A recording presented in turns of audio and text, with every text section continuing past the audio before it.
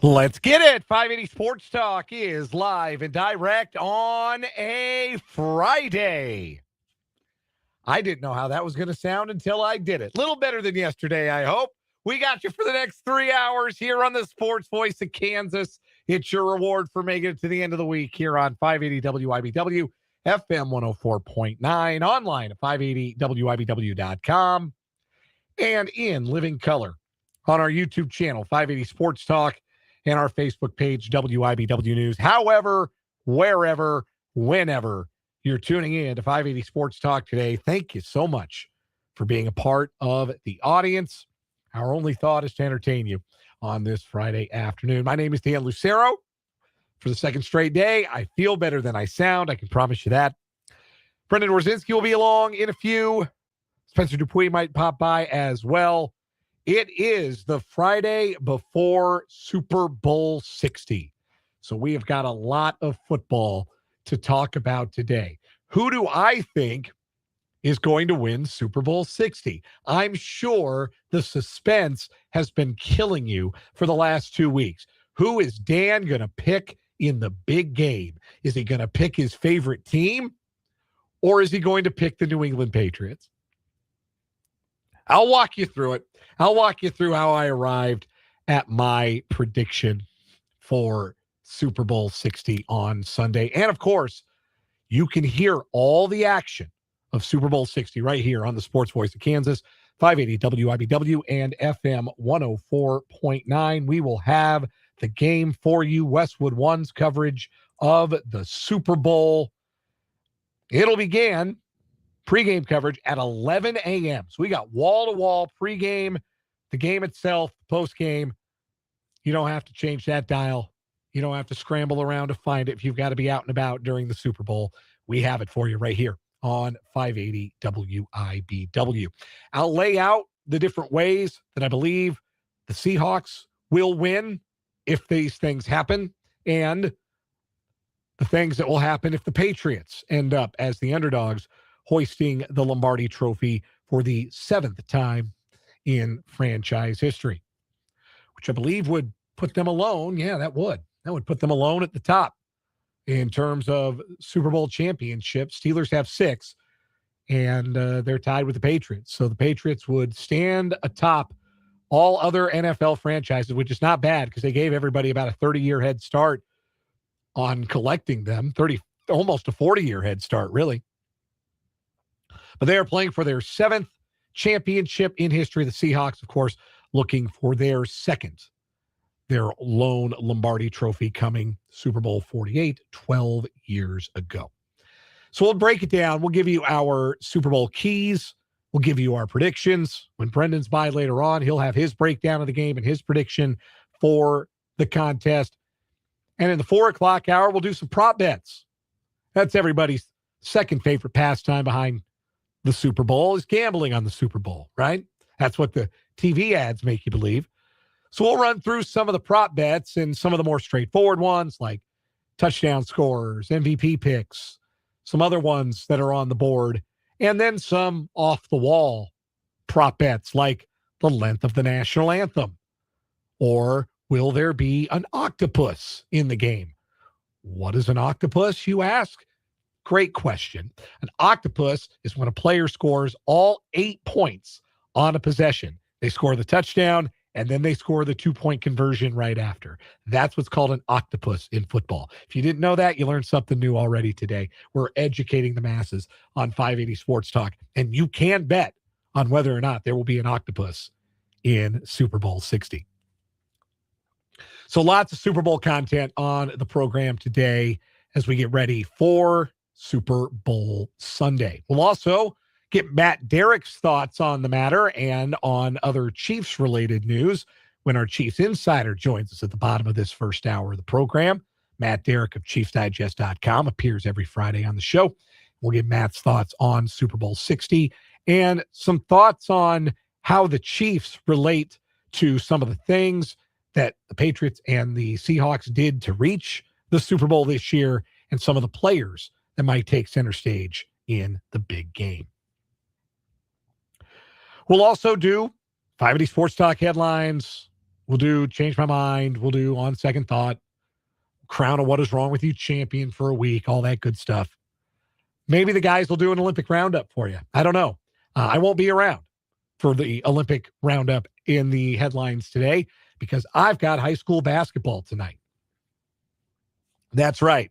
This voice is going to do 2 high school basketball games tonight. Hopefully. We've got the action for you on our 580 Preps game of the week. Topeka High taking on Seaman. No, that's incorrect. That's next week. Topeka High taking on Washburn Rural is our 580 Preps game of the week doubleheader tonight. We got Topeka High Seaman next Thursday, and I got a little ahead of myself. But tonight, it's Centennial League action. The Trojans and the Junior Blues from the dungeon. I'll have the call with Coach Larry Latimer, unless my voice falters, and then Lat's going to have to play-by-play. I don't know what to tell him. But we'll be on roughly 5:45, 6 o'clock with the pregame coverage, and we'll bring you high school basketball tonight here on the Sports Voice of Kansas. I hope you'll forgive me a pause or two during the broadcast today as I lubricate the pipes. As you can tell, they need it. But we're going to make it. We're going to make it. I feel all right. It's better than it was at the end of yesterday's show. I can tell you that much. So, and it feels better. Doesn't, I'm not hurting. I just am just a little thin. Not a lot of bass. You got to go to your settings in your car stereo, and you got to crank the bass up a little bit, and then it will probably sound more like you're used to having me sound. I don't know how to do that. There's probably a way you can do that on your computer if you're listening on the internet, or I don't know if on your phone, but anyhow, you are, as always, invited and encouraged to be a part of the show today on 580 Sports Talk. Shoot me a text, 785-272-9429. That's 785-272-9429. You can also interact with the program via our YouTube live chat. If you're watching the program on our YouTube channel today, 580 Sports Talk, we have the live chat going during the live broadcast of the show. Great way to interact with fellow listeners, help shape the discussion, and grow the 580 Sports Talk community. And if you've never checked out the live video before, today would be a great day to check it out and go subscribe to the YouTube channel while you are at it. I'd love to end the weekend on a round number or close to one. We're close to one right now. We had 919 subscribers. I'd love to end the weekend on at least 920. Who's the hero out there that will subscribe to the YouTube channel today? Could it be you? Why not? Slam that subscribe button. Doesn't cost you anything but a click over at our YouTube channel. Hello to Mark H., Vance, Andrew. Appreciate seeing you guys as always. Look forward to hearing from more of you in the live chat or on the text line here on 580 Sports Talk. Vance says, I guess the Jack Daniels didn't work. We did not go with that, Vance. We stuck to tea and water and lozenges and Sudafed and Advil. And look, I'm telling you right now, it's better than it was this morning. If you listen to the games tonight, you'll catch my pregame interviews, which I record all those in the morning with the coaches of the high school games. It sounds better right now than it did this morning, which I may not say much. But like I said, I sound worse than I feel. I feel good. I feel energized. I'm excited to be with you on this Friday. Excited to be on video. The final piece of my Seahawks jersey wardrobe today. This is the Super Bowl 48 Russell Wilson jersey that, for, again, pretty obvious reasons, haven't gotten out much to wear lately. I guess I could tape Eman Wari over Wilson's name on the back, but the Super Bowl patch would give away what vintage this jersey actually is. I've thought about getting a new one if the Seahawks win, but y'all know who makes the jerseys now, right? I don't want to give Fanatics any money. Their stuff sucks. Like, you order fan gear from NFL Shop or even the Team Pro shops, because those are all run by NFL Shop and those are all run by Fanatics. And everything, no matter what the logo is that's slapped on it, everything is Fanatics now, and it's crap. If you buy the fan gear, it sucks. I've got 2 3-year-old T-shirts from Fanatics that are already starting to wear. They look like they're a decade old. The printing wears, the The printing is a little off kilter. They just, I think it might be the worst company in America, Fanatics. So I don't want to give Fanatics any of my money, but the problem is, I know somebody's going to hop in the comments or somebody's going to text me and say, go DHgate, go the bootleg route. And I'm not opposed to the bootleg route, but like, I'm a stickler for this stuff. I know what quality looks like, and I know the DHgate stuff, like, you can tell it's a knockoff. So I don't know. Might go without a jersey purchase, although look, if Sam Darnold wins Super Bowl MVP, I might have to do it for the bit. At least a jersey. Anyhow. Super Bowl 60 is Sunday. 5:30 kickoff. Seahawks, Patriots. The Seahawks have been 4.5-point favorites pretty much since the line opened. And they remain 4.5-point favorites, at least at Prairie Band Sportsbook up in Mayetta. That's been the line. The Seahawks are a broad consensus favorite, not just in terms of Las Vegas, but you pick a major sports website, the majority of their NFL guys are picking the Seahawks. Over at theringer.com today, every one of their writers picked the Seahawks to win. You go to Sports Illustrated, our pal Matt Verderam, part of the NFL writing staff, our NFL Insider, part of the writing staff over there. All but one of their writers picking the Seahawks, and the one who picked the Patriots picked them to win by 1 point. It is widely expected that Seattle will win, and I think you arrive there looking at the short-term body of work. If you look at just the last 4 to 5 games for both of these teams, so the final 2 games of the regular season and the playoffs for the Patriots and the Seahawks, you would see a Patriots team whose defense has played lights out, absolutely lights out, and whose offense has struggled but has done enough to get to Santa Clara for Super Bowl 60, where for most of the regular season, it was a team that was largely carried by its offense and MVP runner-up Drake May.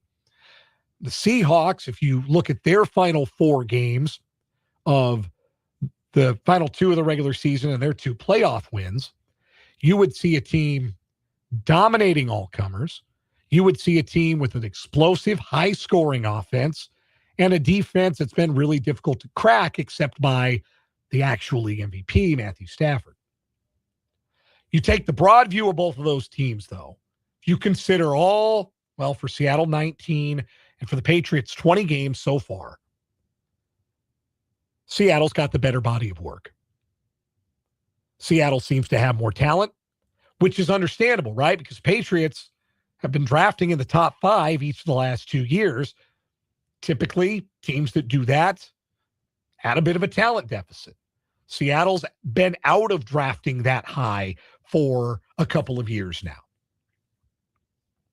So Seattle, in terms of building their roster and adding talent to their roster, seems like they're a little further ahead than the Patriots. And that might be as simple as this game gets, as simple as this game needs to be. It was as simple as last year's Super Bowl needed to be. Yes, the Chiefs had Patrick Mahomes. They had the better quarterback in last year's matchup. Where else were the Chiefs better than the Eagles? The Eagles had better players, better talent at just about every other position. It's not quite that distinct, but it's still a talent advantage in Seattle's favor. It's why they've remained a steady 4.5-point favorite throughout the last 2 weeks. And here's how the Seahawks win this game. Obviously, it's a lot easier. They're the favorite. So naturally, it's a little easier to see how they win. I think number one for Seattle is this. If the defensive line does to New England's offensive line what Denver's D-line did, what Houston's D-line did, and what Los Angeles's D-line did to the Patriots' offensive line in their first 3 playoff games, then not only will Seattle win, but there is a chance that this game is not close. Drake May has been sacked exactly 5 times in all 3 of his playoff games so far. And you go back to that divisional game against Houston, that was the, CJ Stroud is a total disaster. threw the 4 picks in the first half. CJ Stroud's a bum. Do you know who had more combined fumbles and interceptions in that game between the quarterbacks? It wasn't Stroud. It was Drake May. May has been running for his life throughout the playoffs. He dinged his shoulder in the win over Denver in the AFC Championship game, though that doesn't sound like that should be too much of a factor this Sunday. He has been loose with the football. He has been extremely strip-sackable, if that's a word. If it's not, I just made it up. It has been really rough sledding for the Patriots on offense as a result. And you can point to weather conditions, right? At least for their last 2 games. You can point to the snow and cold in their home game against Houston. And you can point to certainly the conditions. You can throw the entire second half of that football game against the Broncos out, essentially. Certainly the fourth quarter. That wasn't football. But what does that have to do with not being able to hold your own in the trenches? Whether it's hot or cold, trench work is trench work. And this New England defense, the offensive line rather, has really struggled against elite defenses. And now they face the defense, the number 1 defense in the NFL. And a defensive line that will be able to rotate bodies and bring at least 7 guys who are going to be impactful players in this game on the outside and on the interior. Everybody will look at Will Campbell's struggles, and rightfully so. He's their left tackle, the rookie at LSU, and he hasn't played well throughout the playoffs, and he's going to have to try to block DeMarcus Lawrence, and that's not a great matchup for the Patriots. But what about on the interior? Who's going to block Byron Murphy? Who's going to block Jaron Reed on passing downs? And how are you going to do it for 4 quarters? If the Seattle defensive line dominates, that is the path to this game not only being a Seahawks win, but a comfortable Seahawks win. I also think the Seahawks win if the running game is explosive, even if not effective. Let me explain what I mean. Kenneth Walker wasn't awesome against the Rams, only had 60-odd yards rushing, but he popped a couple of big runs, explosive runs of 10 or more yards. Seattle can get a couple of those in the game. They can keep the New England defense honest, and they can get to their pet passing scheme, the play action. And Sam Darnold was the best quarterback in the NFL in play action this year. Now, the Patriots defense was actually really good against play action, one of the best play action defenses in the NFL. But I think if you've got an offense that's comfortable with what they do, that is an advantage to the offense. So the play action game to me is an advantage to Seattle. If they're able to stay in it with game script and with an explosive, effective enough run game, then I think that does spell trouble for the Patriots. Because the other factor for Seattle is Jackson Smith-Njigba, who last night was crowned the NFL's Offensive Player of the Year.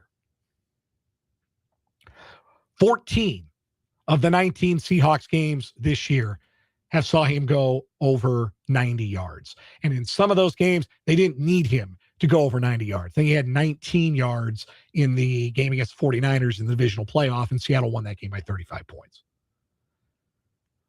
But he has performed at a sustainably high level all season long, and Seattle will be creative about where they line him up and how they get him the ball. They're not just going to stick him static on the outside and allow the Patriots to double team him with a safety and a defensive back all night. That will not happen. They'll put him in motion. They'll put him in the slot. They'll put him in the backfield. They will do whatever they have to do to make sure that he gets the touches he needs to be impactful in the game. And it's hard to imagine this Patriots secondary, which is good. They've got good corners, keeping a lid on the Offensive Player of the Year for 60 minutes. If they do, well, maybe that swings the game in their favor a little bit, which leads me to, how do the Patriots win this game? Number one, they've got to be great, not good. They have to be great on first and second down defensively. If they keep Seattle out of third and short, if they keep Seattle out of scenarios that have been beneficial for them all season long, that's going to allow them to rev up their pass rush. And they've been very blitz happy in the second half of the season and in the postseason. A lot easier to blitz in obvious passing scenarios. But to get there, Patriots have to be great on first down, great on second down. Obviously, the Patriots win if they can force Sam Darnold into mistakes. It's the most obvious storyline going into this game.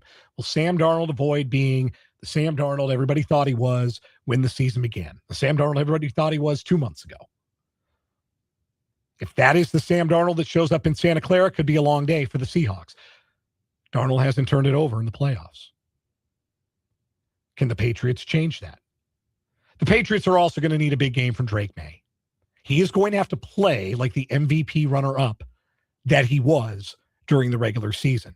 And even in his struggles in the playoffs, he has had some big moments, some big-time throws, some effective scrambles. That might be the best part of his game, the part that really breaks down the Seattle defense if indeed he is able to do it. But the Patriots need a big game from Drake May. And the other thing I think the Patriots need to do is I think they need to take the early lead. If the Patriots are able to get out to a lead and put Seattle into a negative game script, that's another scenario where the play action game disappears, where obvious passing downs start to arise for Seattle.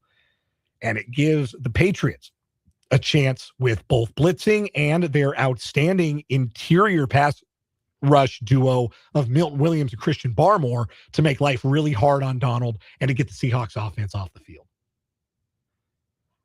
I don't know that there's a version of the game where the Patriots come back on the Seahawks. I think the Patriots are going to have to throw the first punch, almost to the point where if I'm Mike Vrabel, I want the ball to start the game. I want to put my offense on the field. I want to try and hit a home run early, and I want to knock the game completely out of Seattle's script.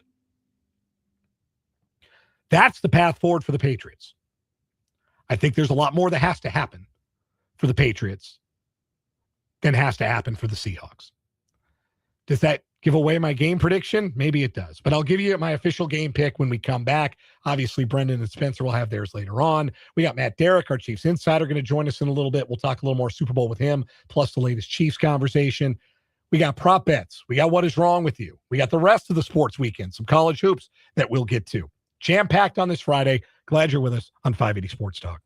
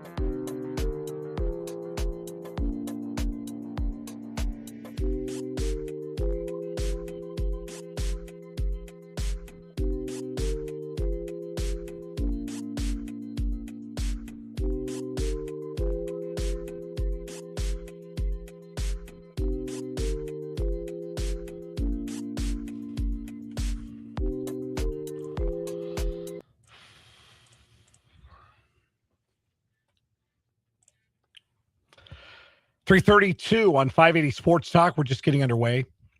I'm sure the suspense is killing you. The tension is so thick in the studio. Who is Dan Lucero predicting to win Super Bowl 60? Yeah, I'm picking the Seahawks. Like, obviously, I'm picking the Seahawks. Like that I know that's not a surprise to any of you, but I am picking the Seahawks. And I think Matt Verderame. Matt Derrick's coming up next, by the way. Got my Matts confused momentarily. But we had Matt Verderame on the program on Monday. And I thought that the way he put it was just about right. That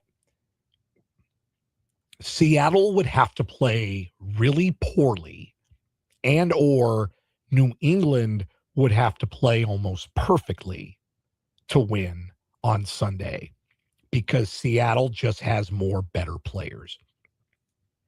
And that is not to say New England's got a roster full of bums, right? Like, Milton Williams is really good. Christian Barmore, really good. Christian Gonzalez, outstanding. Drake May was the MVP runner-up. Probably the best quarterback in the game. Stephon Diggs is a good player. Hunter Henry, solid tight end. They got a bunch of solid guys, the Patriots. They're not here by accident. They rounded into form late in the year as the best team in the AFC, and they proved it through a difficult playoff gauntlet. But they haven't played anybody this good. The advanced metrics suggest that not only is Seattle good, they might be historically good. And maybe they don't have a lot of famous guys. Like the Legion of Boom team that won Super Bowl 48. All their guys were famous. Like you knew who those guys were. A lot of them were talkers. That's why you knew who they were. You knew Marshawn Lynch. You knew Richard Sherman. You knew Earl Thomas and Cam Chancellor. You knew Michael Bennett. You knew Russell Wilson. You knew who those guys were. This is a bit more of an anonymous Seattle team. But make no mistake, the guys on defense are really good. Really, really good. And they're deep and they're fast. And Mike Macdonald, this is where I think the game will be won. Mike Macdonald, I think, is the best defensive mind in football right now. And he gets 2 weeks to prepare for a New England offense that has not been good in a month. I think that New England is going to find it really hard to move the ball successfully, consistently for 60 minutes. I think that Seattle will find their way to some explosive plays. JSN's going to do his thing. And that the Seattle defensive line will get into a game script. Seattle, I think, will go ahead. I mentioned earlier, Patriots, I think, have to throw the first punch. Here's the problem with that. Patriots have been a very poor opening drive team all season, both offensively and defensively. Seattle, early game script, the best team in the league. Their early drives, their opening drives, they're really good. They score early. New England doesn't. So I think Seattle throws a punch early. I think they jump out 7-0, 10-0, and I think that they're able to keep New England at arm's length for the rest of the contest. I'm picking the Seahawks 27-17. 10-point win for Seattle. That's my pick. What's yours? Text it, 785-272-9429. Drop it in the live chat on the YouTube stream today. 580 Sports Talk is the YouTube channel. We'll get Matt Derrick's pick when we chat with him next here on the program.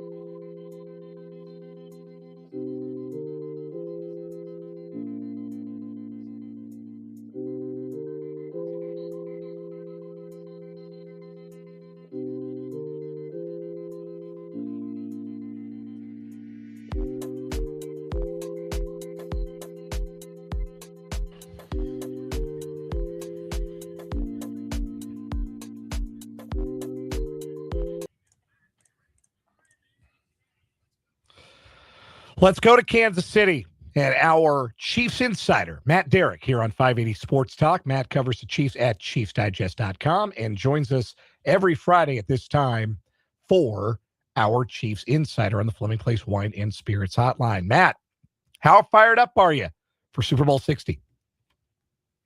I've been more fired up for Super Bowls, Dan. I'm not going to lie. It feels like the hype hasn't been as much, and I don't know if it's just because it's not the Chiefs and, we're not involved in it and everything like that, but I don't know. This seems like just a lower key Super Bowl. Even looking at some of the media coverage this week and the attention on Super Bowl opening night Monday, it just seems like it's not the same electricity that it's been in the past few years. No, I think that's definitely true. I think that there's not a lot of familiarity nationally with the players, the principals. May hasn't been around long enough. Darnold, most casual fans thought he was already a washout. So the quarterback matchup isn't particularly, it's not like Mahomes Hurts than like we've seen before, or Mahomes and anybody, frankly. I think that's a big part of it. But I understand certainly where you're coming from. There's obviously a little more juice around Chiefs Kingdom when the home team is in the big game. All right, Matt, who you got? Let's start there. Who you got in Super Bowl 60? Yeah, my brain says the Patriots, just because to me it always comes down to the coaches and the quarterbacks, and I think Mike Vrabel, I've thought he's been one of the best 3-5 coaches in the NFL. Really, since he's got to Tennessee, I think he's just been that kind of coach, and I still don't know. I mean, I know why Tennessee let him go. It's because they're insane. And their ownership is a mess, and they are, as I always talk about, the 8 teams in the NFL that don't know what they're doing because of their ownership. I mean, they're firmly in that top 8, even though I love Mike Bergonzi as their GM. But how you walk on Mike Vrabel, I have no idea. But Vrabel and May, I think, is the better quarterback combination, and so that's where my brain goes. But God just says I think that this is the Seahawks' time, and I can't bet against them. I love that defense.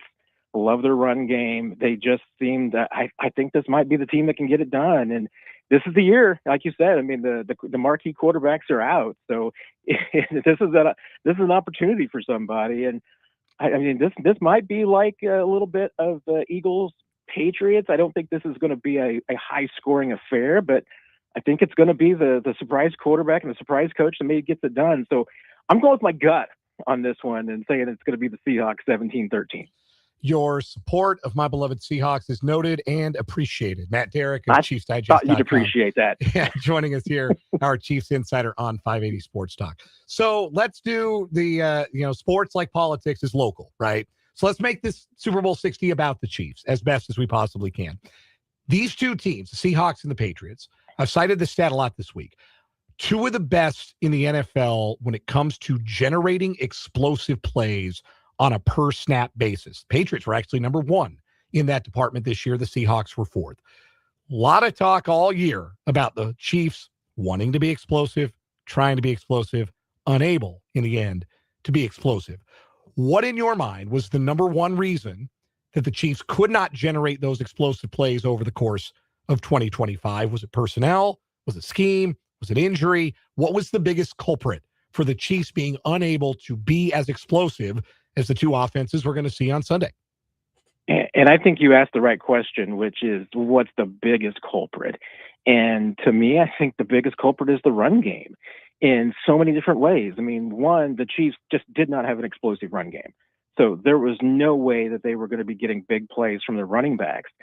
2, the Chiefs knew this. I mean, they knew it going all the way back to OTAs. I still fixate on, when the Chiefs, Patrick and Andy Reid, both of them were talking about, throwing deep to open up the rest of the game. They were going to, go the opposite rather than, maybe run the football to set up the deep ball, throw it short to set up the deep ball. They were planning on the opposite, throwing the deep ball to set up everything else. And, it doesn't work. I mean, if you don't have a run game that is a threat in any way, it takes away from everything else that you do. And not only that, but, when you have a run game that's a threat, occasionally you're going to bust some big plays. And both these offenses are great examples of that and what the Chiefs need to do, because neither one of them have what you would say is, an elite, and maybe you want to argue with me that Kenneth Walker is right now, and that Stevenson's going to be an elite back. I'll listen, but right now I think that both of those teams, they have one really good back and a second really good back that they compare with them, and that's both these teams have exactly what I say the Chiefs need, which is that you don't need a workhorse running back that's going to get you 1,500 yards. What you really want is you want two running backs that can get you like 17, 1,800 yards. If they can get you 15, great. But they can get you more than that, even better. The Chiefs had two running backs last year that barely got them 1,000 yards combined. And that just demonstrates just how weak they were.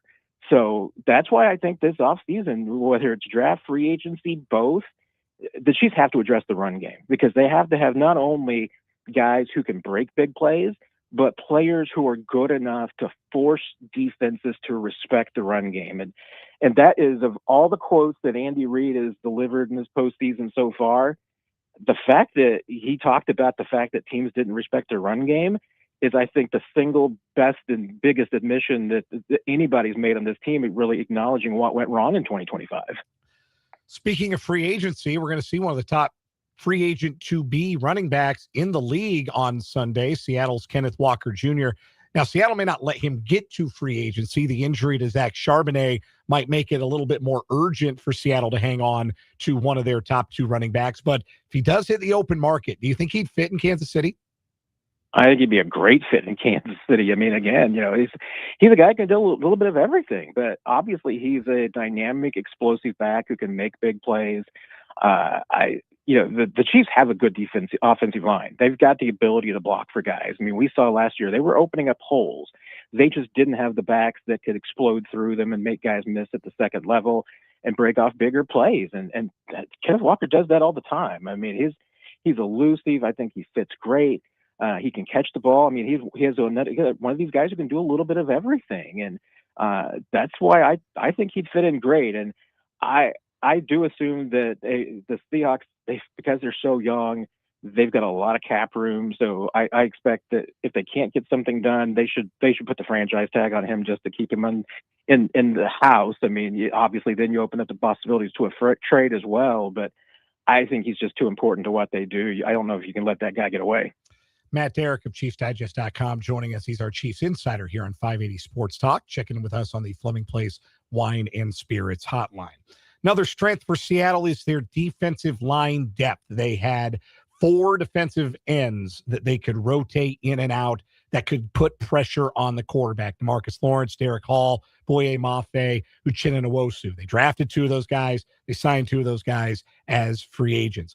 You look at this, the Chiefs edge group last year. It was not productive. Maybe an injury held back George Karlaftis a little bit. That thumb injury might have bothered him more than anybody was letting on, but it was a rough year for Mike Dana, as we've talked about. Charles Omenihu was not particularly productive in the pass rush, though he was very good against the run. Ashton Gelati, same thing. There's a rookie, you weren't maybe expecting a ton from him. How can the Chiefs best address that rotation at edge? How can they get back some of that quality depth, some of that ability to rush the passer from the outside that they did not have in 2025? Do you think that's a draft decision, or that's a free agency move for Kansas City?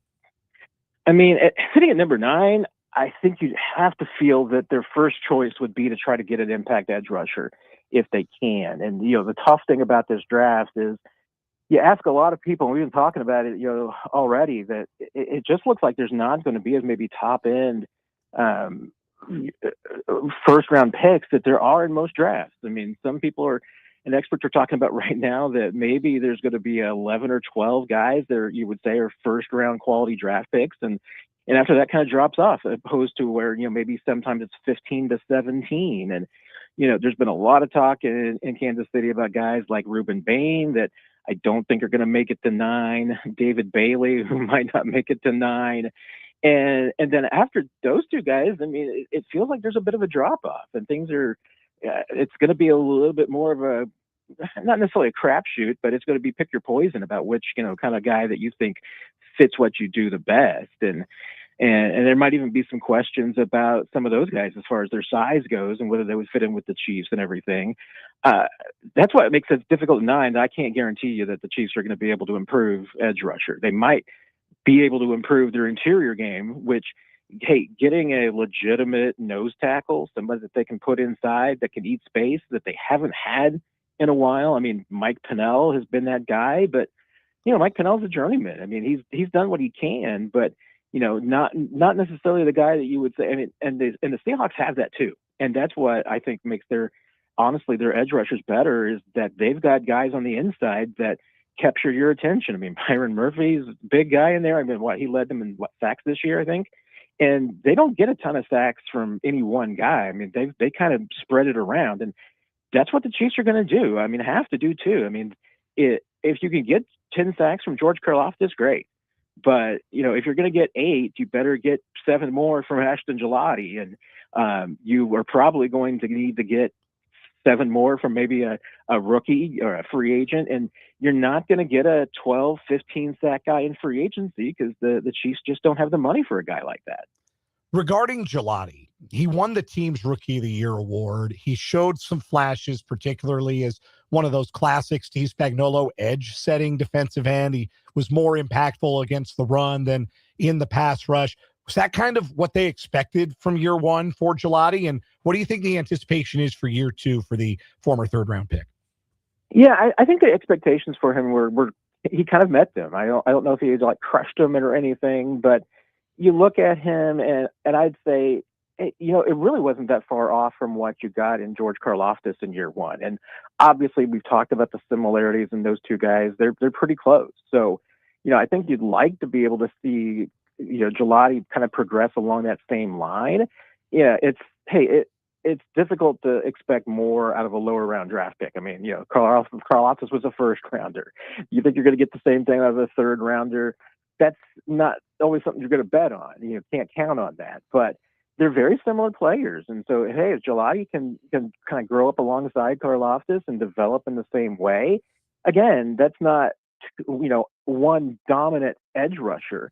But if you can have a couple of productive ones and get a third guy that can rotate in too, and all of a sudden you had Chris Jones and Owen Orman-Lott come together as a group, and you can rotate those two guys as an interior pass rusher. I think one thing the Chiefs would, I think, love to be able to do is to at least be able to have consistently 2 interior pass rushers inside on third down without having to rely on bringing in an edge guy and kicking them inside. And hey, Owen Orman-Lott would be a big piece of that. But Ashton Gelati being that solid number 2 next to Karlaftis would be huge if he can develop this year. Matt Derrick covers the Kansas City Chiefs at ChiefsDigest.com and joins us every Friday on the Fleming Place Wine and Spirits Hotline for our Chiefs Insider segment. Matt, it is always a pleasure. Enjoy the big game, and hopefully we're talking about a Seahawks win with you next Friday. I was going to say, I hope the voice is even worse next week after your horse from cheering on your Seahawks. So, good luck, my friend. Hey, I appreciate it. Thank you. That is Matt Derrick. We'll take a timeout. We'll come back, and we'll put a wrap on this first hour with On Second Thought on 580 Sports Talk.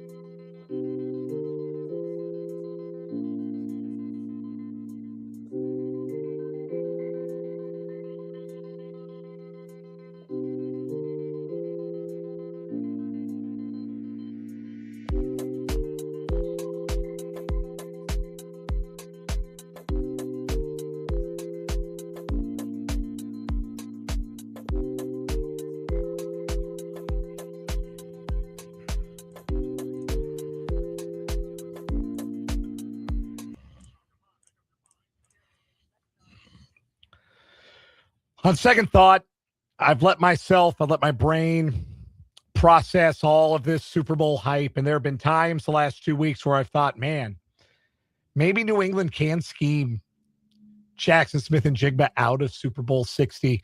They can double him. They can shadow him with Christian Gonzalez, who's awesome. Maybe they can find a way to limit his impact in this game. But I've come to my senses on that. That's not happening. JSN won Offensive Player of the Year last year for a reason. The Seahawks are creative about how they use him, where they line him up. They're not going to let him be static in such a way that the Patriots are going to dictate how open he gets, what kind of routes he can run, and where Sam Darnold can find him. I think the Seahawks are going to dictate those terms. Win or lose, I expect JSN to have a very productive day. He might not go over 100 yards, but I think he'll score a touchdown, and I think he will lead the Seahawks in receiving in the Super Bowl. Real quick, before we get to the end of the hour, the countdown continues. We are 49 days away from Kansas City Royals opening day. There's no current 49 on the active roster. Last player to wear it, Jonathan Heasley, for a couple of years.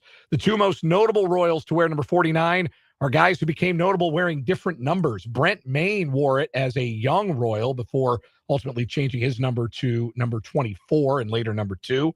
And Darryl Motley wore number 49 when he got called up in 1983. He was wearing number 24 on his back when he caught the final out of the 1985 World Series. 49 days till opening day for the Kansas City Royals. Coming up in the 4 o'clock hour, our favorite prop bets for Super Bowl 60. Brendan joins me to take some of the load off of my voice. That's coming up in the 4 o'clock hour of 580 Sports Talk.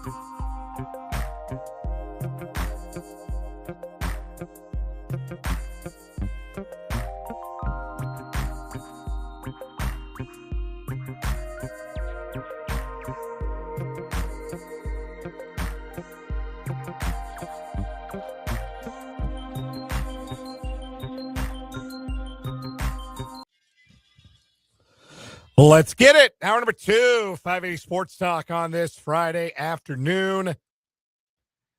Thanks so much for being with us on the Sports Voice of Kansas, 580 WIBW, FM 104.9, online at 580WIBW.com, and in living color on our YouTube channel, 580 Sports Talk, and our Facebook page, WIBW News. If you're watching the show live, you already know. If you're just listening, I have the pleasure of telling you, Brendan Dworzinski is in the box with us today. Hi, Brendan.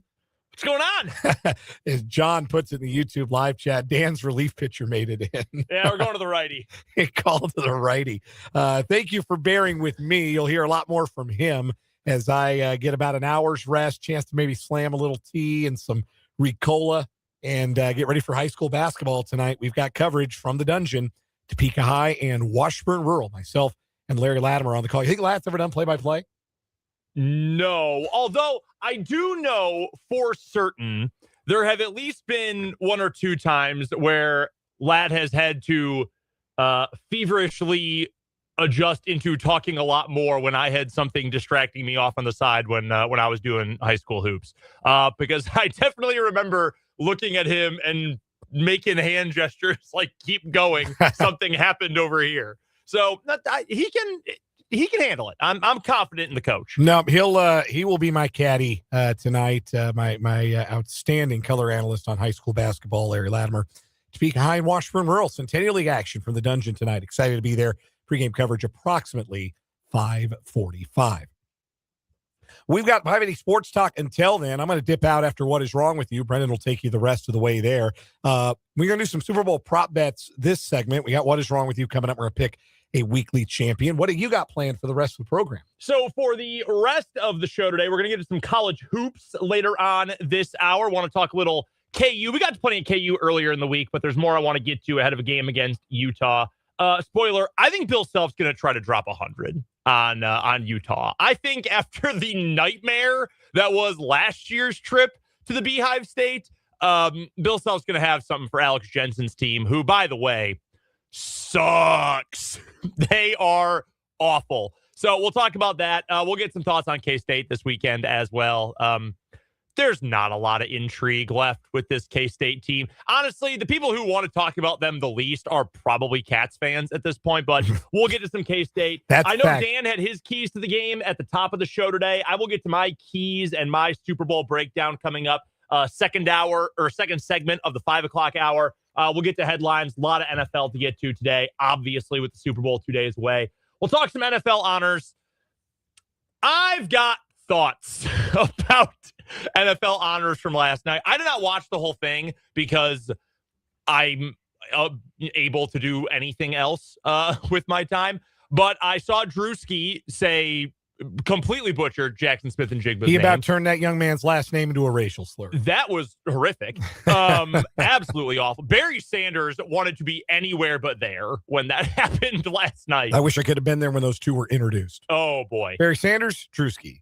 Yeah, Barry Sanders, just all class. Barry, everybody Drewski, Barry. Who you speak to will tell you Barry Sanders, all class. And he's up there with class clown Drewski. I've got some thoughts on the MVP. Not even who won it, but just the rationale that some people use to vote for the winner of the NFL MVP. So we'll get to all that in the final hour. We'll get to a final word, and we'll eventually pass you off to Dan and the coach for high school hoops. If we have any extra time, we'll do a little AMA as well. So if you've got any Ask Me Anything questions, please fill up the text line with them, 785-272-9429, and the YouTube comments as well, 580 Sports Talk on YouTube. If you're not already there. And if you're there right now, well, hell, leave me a comment right now. Yeah, absolutely. Leave a comment, say hello, grow that 580 Sports Talk community over on our YouTube channel, 580 Sports Talk. Let's get into some super prop bets, shall we? It's America's pastime, gambling on football. And you're damn right. And you only get one more game to do it for this season, the Seahawks and the Patriots in Super Bowl 60. I gave you my pick, so you know I'm on the Seahawks minus 4.5. I think the Seahawks win by 10. I think they could win by more. Yeah, if they get ahead early, I think it could end up a blowout. Because I think at that point, Seattle's defensive line can just dictate the game and make it really, really hard on Drake May. But if the Patriots score first, if they get out to a 7-0 lead, they get out to a 10-0 lead, then I think it's trouble for the Seahawks because I think the Patriots can similarly allow their pass rush to really impact Sam Darnold and maybe force him into some mistakes. Yeah, I hate to be I feel like so much of the game breakdown for this Super Bowl has been very, if Drake May is incredible and Sam Darnold is awful, the Patriots can win. Any other potential outcome, the Seahawks are going to win. And for what it's worth, I'm picking the Seahawks. I think they'll cover the spread. I'll give you my final score prediction coming up in the 5 o'clock hour. But I think, not to be overly passive about most of the game, I think this game will be decided about 10 minutes into the first quarter. No team has been better in the NFL offensively this year on the opening script than, can you guess? The Seattle Seahawks. No team in the postseason has been worse since about week 8 after the opening script than the Seattle Seahawks. That's kind of a Kubiak-Shanahan thing. The scripts are perfect. That's the whole gambit with these coaches. But They haven't been great until the NFC Championship game where Sam Darnold played the best game of his life. So and similarly to your point, like if the Patriots are able to get out and score pretty quickly, their defense has been playing better. Okay, we've got a real game. So I think the first 2 drives for each team are going to tell us a lot about this game.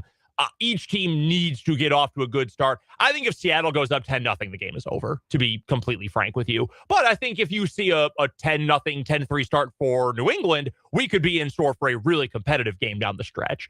It'll just depend on, will the clock move quickly enough for the Patriots at that point, I think. So I think there's an avenue for this to be a good game.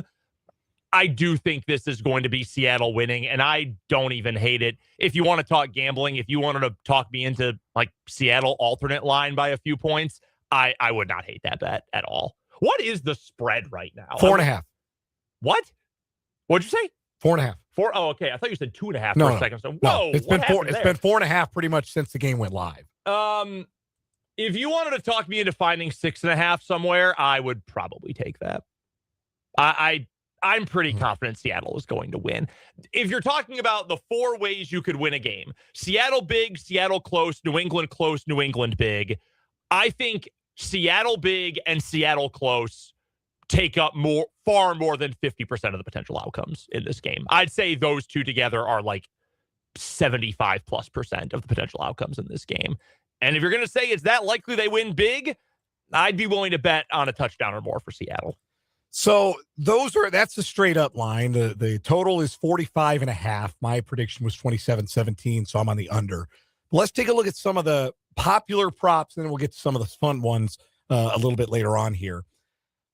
All lines that we're going to give you, at least for these upcoming bets, are from Prairie Band Sportsbook in Marietta. Let's start with touchdown scores. People love to bet anytime touchdowns in the Super Bowl. I'll give you my favorite anytime touchdown scorer for both teams.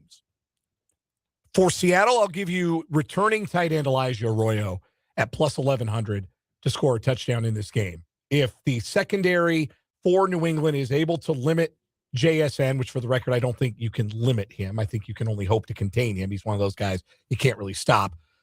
But if he gets a lot of attention, particularly in the red zone, Seattle gets into the red zone, like to throw to their tight ends.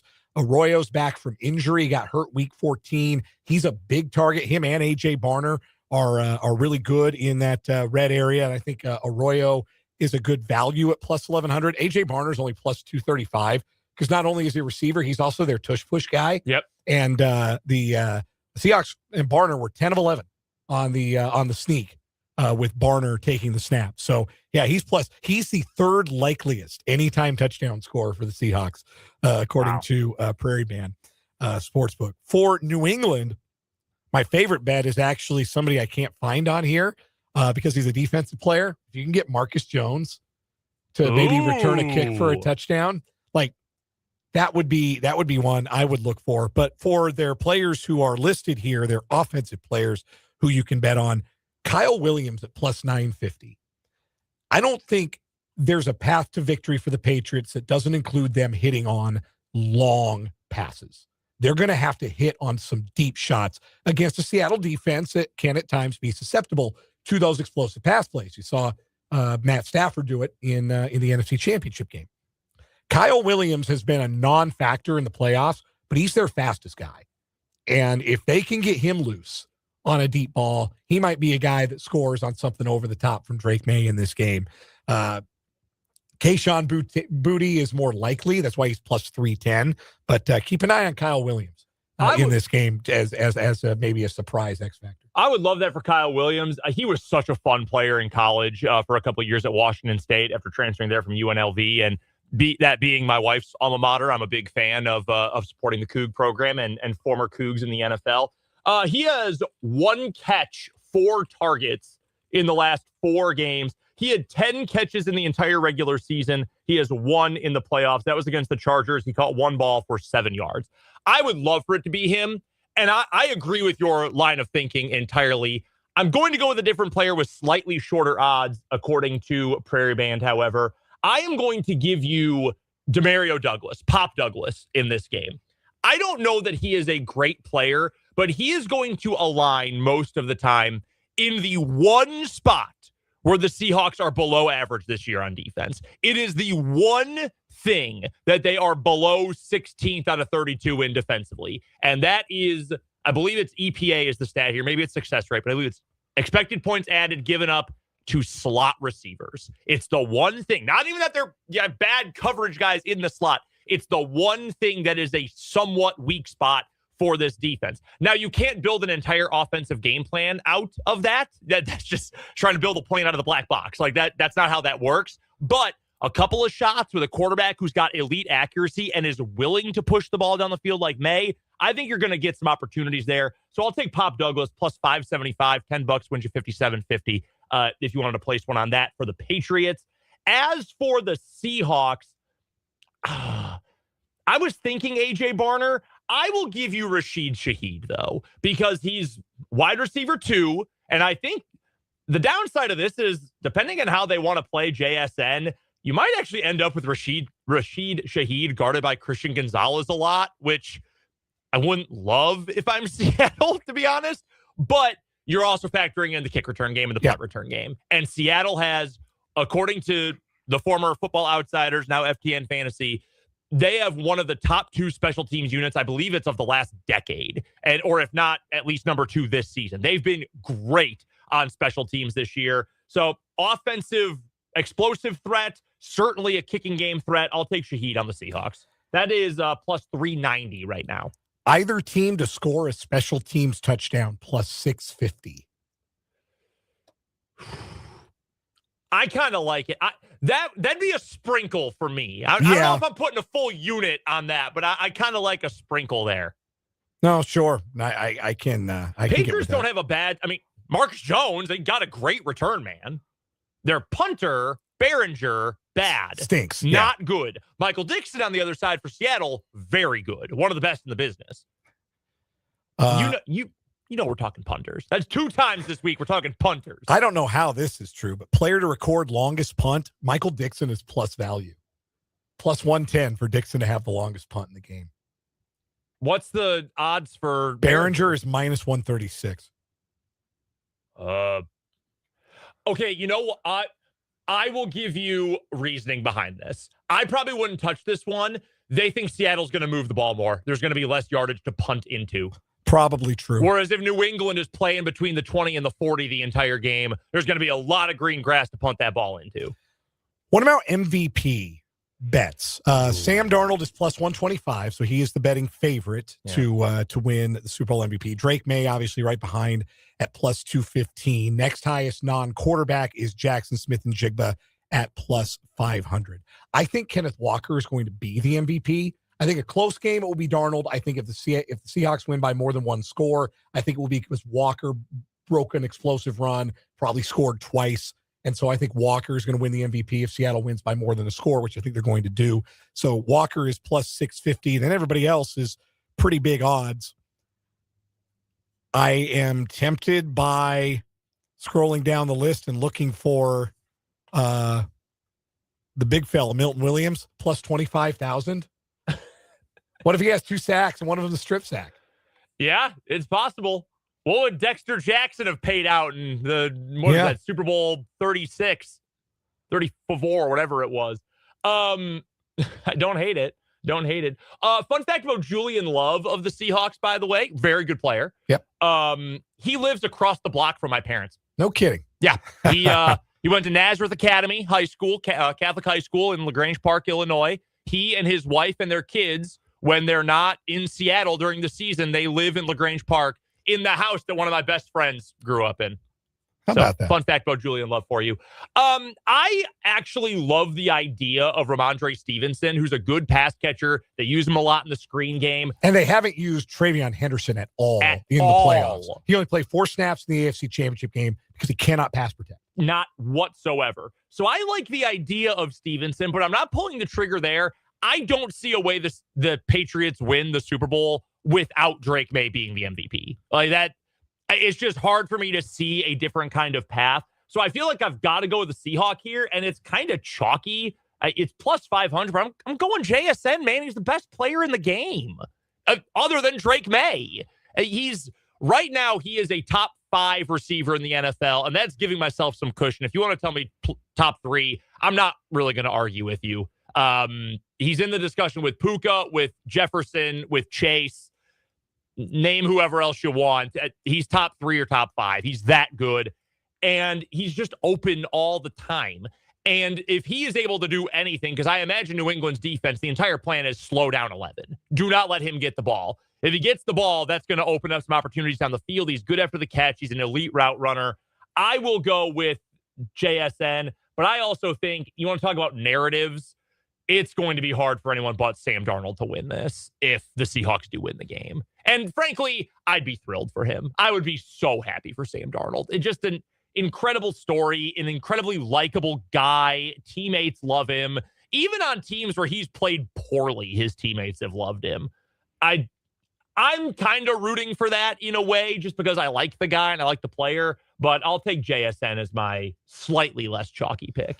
Looks like the total, Jackson Smith and Jigwa's got a bunch of totals you can bet here. Looks like the tipping point odds here are 94.5 receiving yards for JSN. Again, he went over 90 in 14 of the first 19 games this year for Seattle. Over 94.5 minus 113, under 94.5 minus 114.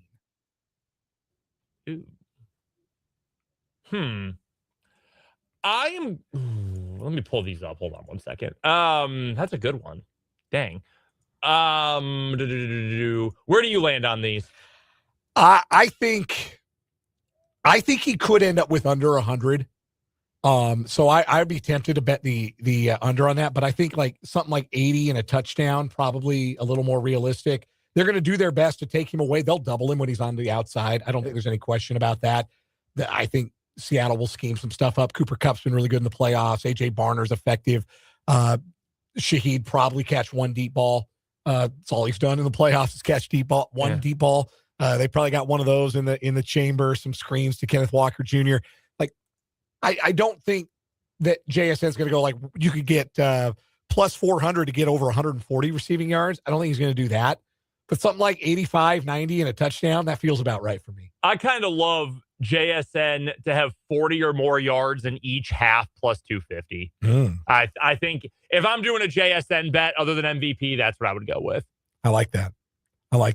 Let's get to some of the fun ones. Yes. Okay. So not all of these are available legally in the state of Kansas. That is just the way the laws are written in this state. Not all of these are available. However, some of them certainly are. Let's get to a couple of my favorites involving the game itself first.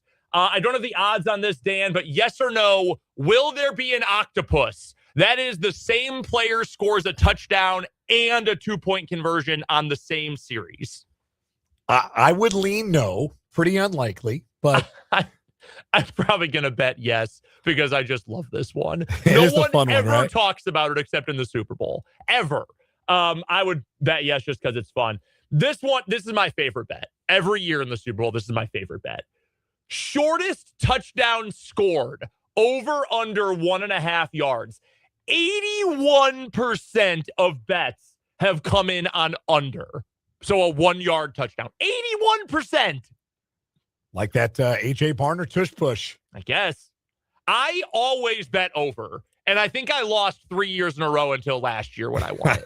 I'm going over. I think we're going to have 2 yards or more for a shortest touchdown. Yeah, I think I'd play the over there. I love that bet so much. All right, let's get to everybody's favorite national anthem. Do you know who's singing it? I did not until you put it in the roundup. Charlie Puth. Puth sounds like a little British boy. Charlie Puth. He is not British. No, he's not. So I'm on Sesame Street.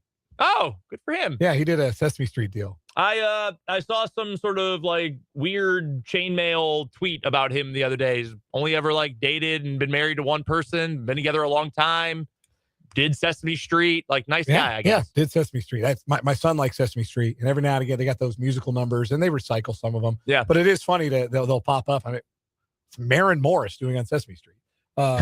They play that one a lot in season 50, I've come to learn. But anyway, Charlie Puth was on Sesame Street once. All right, the over-under, and this has moved in some places, but the over-under I saw earlier today, 120 seconds. Dead on 2 minutes, national anthem over-under. Ooh, I'm going to go under there. He doesn't strike me as somebody who's going to overdo it. Ooh, see, I was going to go over. I was thinking that this would be one where he would draw it out a little bit. Interesting. That's what I'm rolling with. I'm going over on the national anthem. I'm gonna fade you. I'm gonna go under. Oh, all right. I love this one. Over-under.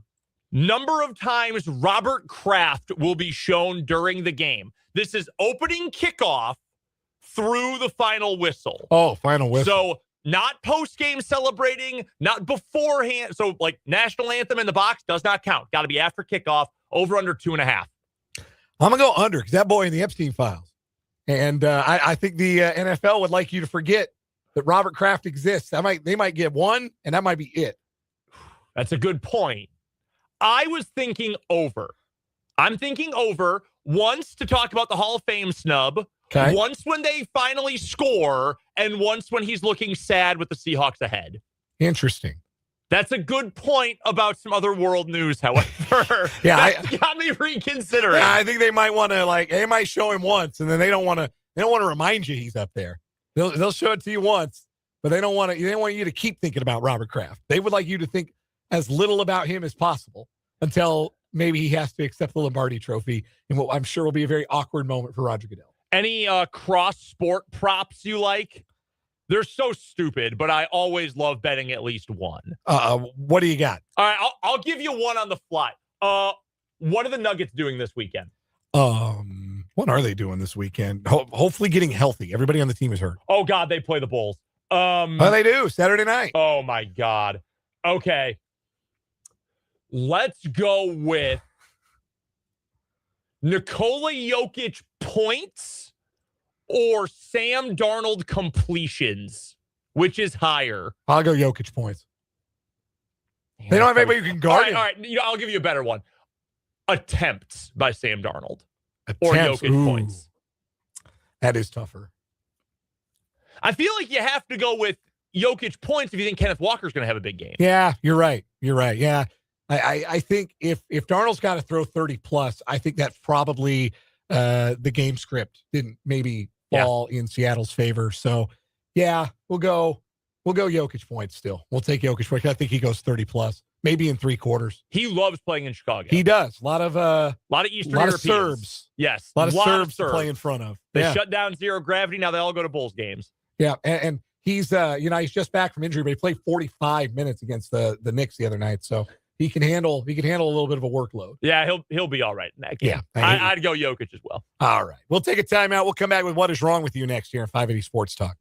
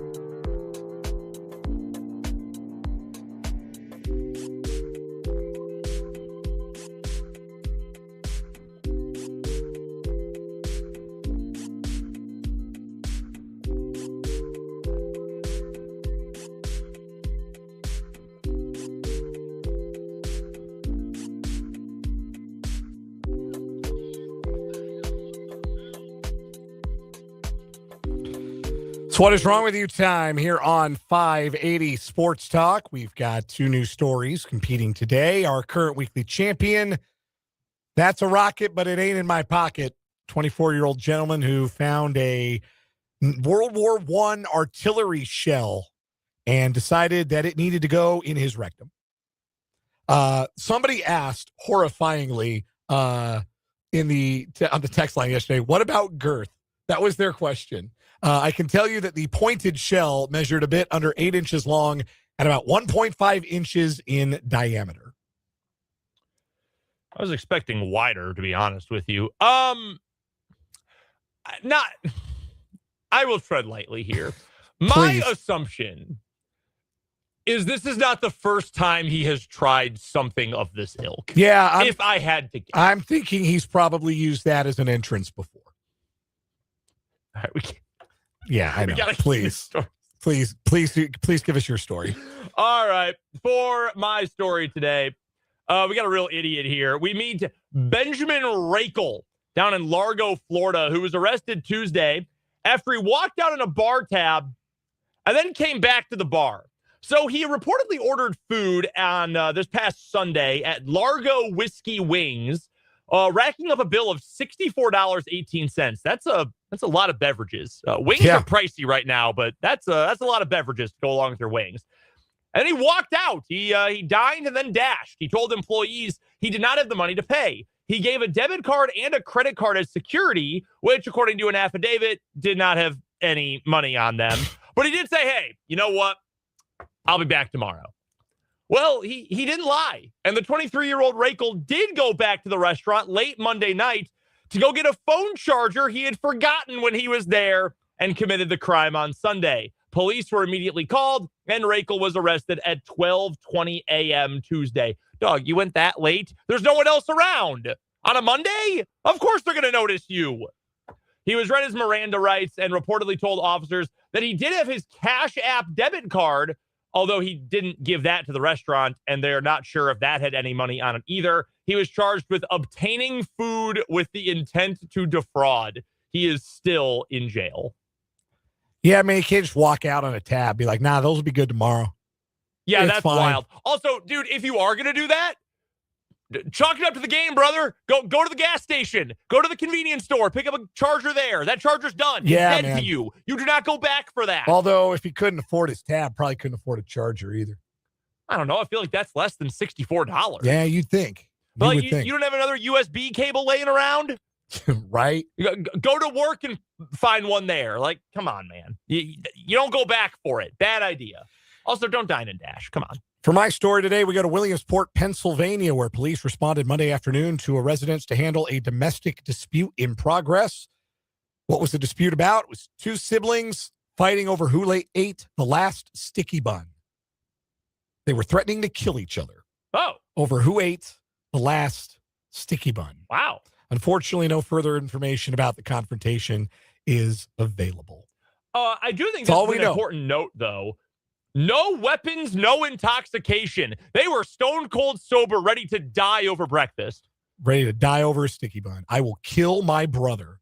Cain slew Abel, and I will kill my sibling if they ate this last sticky bun because I really wanted it. Would you like to share, or I'm happy to, where these buns came from? Please do.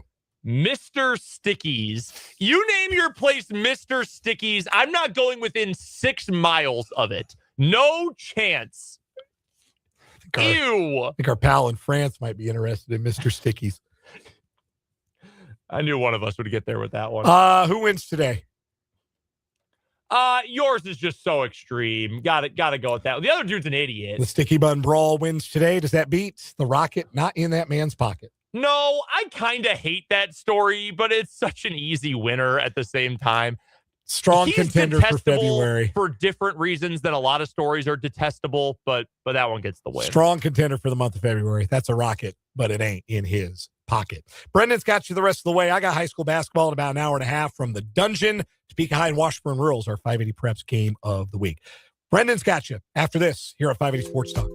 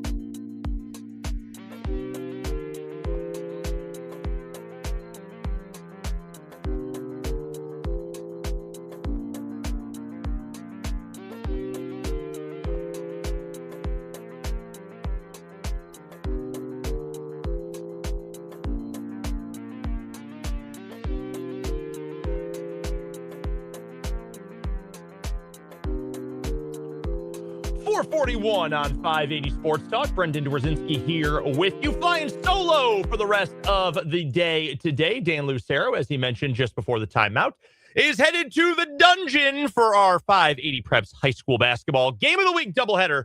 Centennial League action.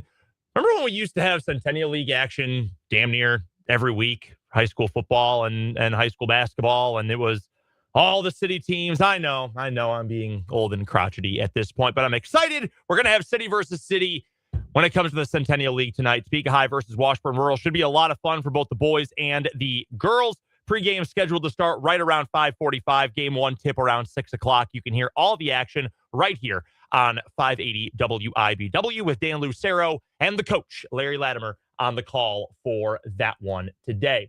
We've got some we have high school hoops coming up tonight. No duh. We have some college hoops coming up this weekend around the state of Kansas and around Northeast Kansas in particular. We will get to KU and we will get to K-State here in just a moment.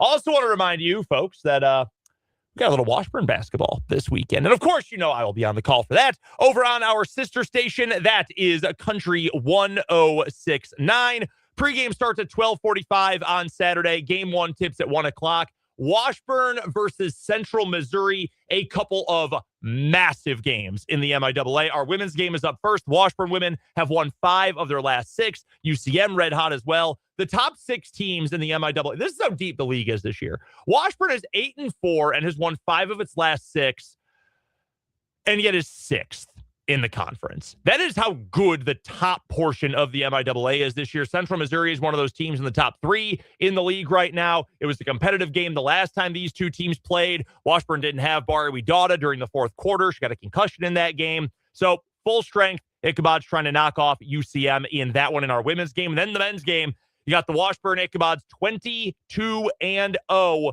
We know how good they are. Number 1 in the country, longest winning streak in the country, on the road in Warrensburg, taking on UCM. A UCM team, by the way, that took Washburn to double OT last time they faced off back in mid-December at Lee Arena here in Topeka. 78-72, Washburn won that one. Brady Christensen had an 8-0 run on his own in that ball game. Washburn trying to take care of one of the best offensive teams in the country, one of the best three-point shooting teams in the country in UCM when they do battle in Warrensburg coming up tomorrow. That game tips at 3 again. The women at 1 o'clock. You can hear all the action on Country 1069 with yours truly on the call of that one.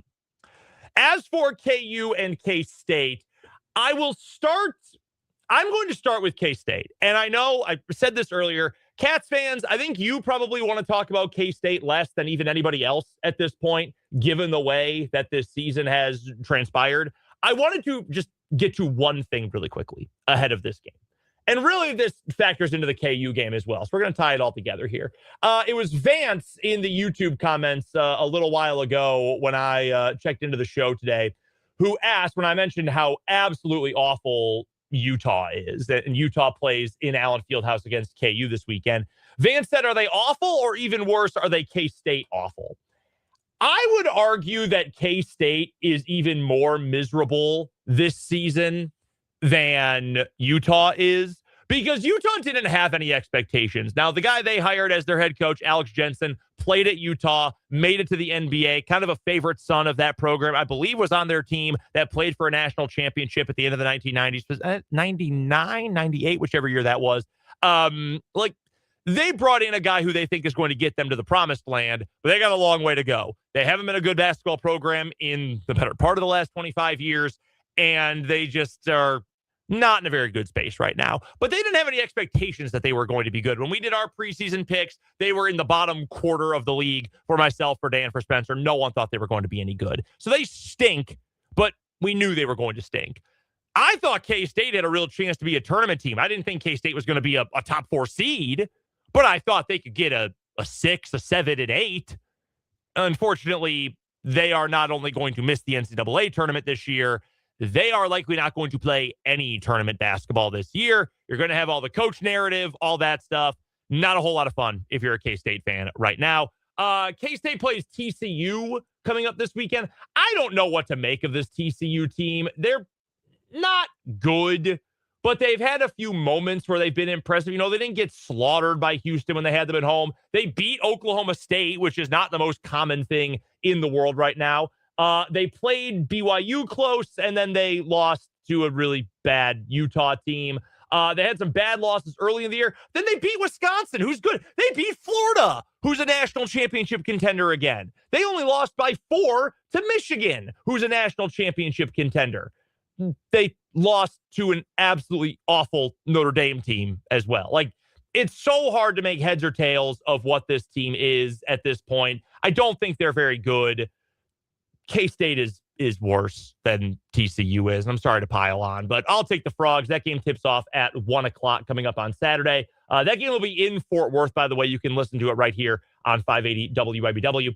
As for KU, the numbers out there right now are absolutely staggering when it comes to how badly KU played at the very start of Big 12 competition compared to where they are right now. Let me see if I can find the numbers here from Michael Swain. I know he posted some of them here. See if I can double back and find them. Essentially, though, up until KU went through their players only meetings, that was after their first 11 games of high major competition this year, they were average at best. I mean, it was not a very impressive team. And since that point, KU has been truly elite. In fact, including to T-Rank, that's Bart Torvik. If you're into the advanced analytics, I'm sure you know of Bart Torvik at this point. We mentioned KenPom a lot. They're similar in a lot of ways. There's some differences in the way they measure offensive production, defensive production. Bart Torvik's numbers are all free. More than just the homepage is free on his website. All of that is there. KenPom, you got to pay for most of it. Anyway, according to T-Rank, since that loss to West Virginia, and that was a bad loss to West Virginia, there's no doubt about it, KU is the 4th best team in the country. That is staggering how impressive that is for KU, how good they have been. The offense is so improved based on where they were earlier in the season. And again, you know, I like to mention the advanced numbers. KU is 11th in KenPom overall this season, up to 33rd offensively. They were well into the 50s for a large portion of this season, which for a high major is not great. Still top 10 defensively, number 8 overall in the country so far this season. So this KU team is playing incredible basketball right now. It's the Darren Peterson effect, and it's the chemistry effect as well. We talked about this earlier in the week, recapping that big win over Texas Tech from Monday. We spoke about it on Tuesday's show, that it's 2 teams that have now gelled together. They have coalesced. It's the Darren Peterson show, and it's what KU was able to do with that scrappy group, almost of underdog kind of players, and how they were able to scratch and claw and find ways to win when DP was unavailable. Now those units have coalesced, and this is a really damn good KU team. I even saw Brian Rauff, who's a friend of the program. We had Brian on during tournament time last year. He now writes for basketunderreview.com. He said he thinks KU's a national championship contender. I went as far as to say that's a team that can contend for the Final Four. He said he thinks KU can contend with anybody right now with the way Peterson's playing, the way the defense has still been picking up.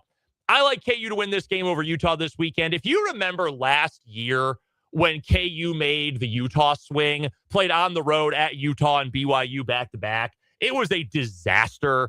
Lost to BYU, lost to a bad Utah team, looked awful doing it. It was a low-scoring, rock fight, sludge factory of a game. KU never looked good the entire game, aside from, 3 minutes in the second half where they went on a bit of a run. And if you remember, plenty of rumors and speculation about maybe some arguments on the flight, either to or from that trip. Bill Self had the comments afterward that we just need to get away from each other for a little bit, and that sent everybody into a tizzy, myself as well. And I tried to downplay it, but that's not something you usually want to hear when you get close to the backstretch of an important college basketball season. I think with this team, the toughness, the energy that they bring to the table, I would argue KU and certainly Bill Self, and maybe even the couple of players who are back from last year, not that there's many, Jamari, Flory, and El Marco, but he didn't play at all last season, bet they want to get their lick back. That would be my guess, that they would love to send a message to this Utah team coming up this weekend. The fact that you get them at Allen Fieldhouse this year, I think KU is going to go for the jugular. I hope they do. I hope they put a lot of distance between themselves and Utah early so you can rest some legs for Arizona coming up on Monday. That game being at Allen Fieldhouse, huge, awesome, important, great. That helps a lot against arguably the best team in the country. But you don't want to have to burn 37 minutes of Darren Peterson, 32 minutes of Flory, whatever else, in a game against a bad Utah team. I'd love to see a 20-point game at the half, and then you can burn all your bag. Let's see a lot of Paul Mbia in the second half. Let's see a ton of El Marco in the second half. Like, that's what I'm hoping for in this game against Utah. Save your legs as much as possible for Arizona coming up on Big Monday. We have to get to one more time out here in this 4 o'clock hour. We'll come back, play a little Change My Mind, and I'll get to a thought as well from the YouTube comments here in just a second. That's coming up other side of this break. 580 Sports Talk.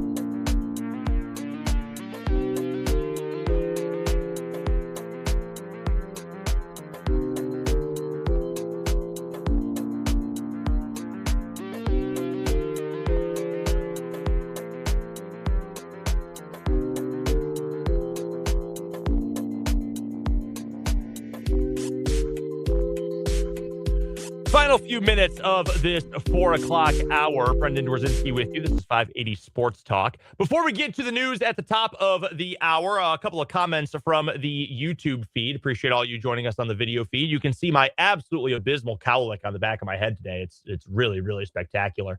Regarding K-State, a couple of quick ones here. Andrew says K-State fans just ready to move on to baseball season. Yeah, I think that's true. Mark B adds, yeah, Kansas State completely dysfunctional.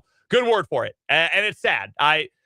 People always talk to me about, oh, KU fan, KU grad, must hate K-State. No, I really don't. I don't. I want K-State to lose when they play KU.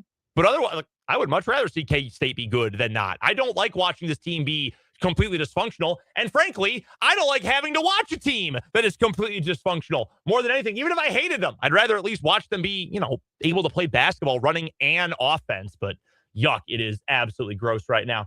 Appreciate the kind words from our guy Jeffrey. Said he enjoys the energy during Washburn games. I know it's not for everyone, but I'm going to be myself every single game. And I feel like every game that I do with that team, it's the biggest game in the world on that day, and I hope everyone else feels that same way. So I appreciate the kind words, Jeffrey. Should be a fun one coming up on Saturday. If KU is blowing out Utah, K-State is doing the unfortunately common K-State thing coming up on Saturday. Tune into Country 106.9 because we should have a lot of fun. Two really good games, women's and men's, for Washburn versus UCM. All right, real quick after that, let's get to a Change My Mind. And I'm going to share a thought here that I know none of you will want to change your mind about. So I feel like I can offer this one right here. We need to bring back shame. And this is following up on a thought, not societally necessarily, although kind of, but certainly when it comes to college basketball. Saw a report today from Joe Tipton of On3 that Kyrie Walker is scheduled to take his first official visit to Maryland for basketball coming up next Wednesday. He's a 6'6" wing who has already played professionally. We know that's a whole thing now. He's 25 years old. 25. This is far beyond the potential for, oh, well, maybe theoretically he could still be in college. No, he is 25. He stopped playing high school basketball. He left his high school program early his senior year, did not play his senior year of high school early to prepare for being a pro before the pandemic started. He entered the 2021 draft, did not get drafted. He's played in the G League. He's played professionally in Canada. He's played professionally in Mongolia. And again, he is 25. Have some shame. Have the ability to feel embarrassed. You should be getting a mortgage and buying a house and being on your second contract somewhere, not going back to college. Give me a break and grow up. We've got the 5 o'clock hour headlines, Super Bowl picks, and more coming up after the news on 580 Sports Talk.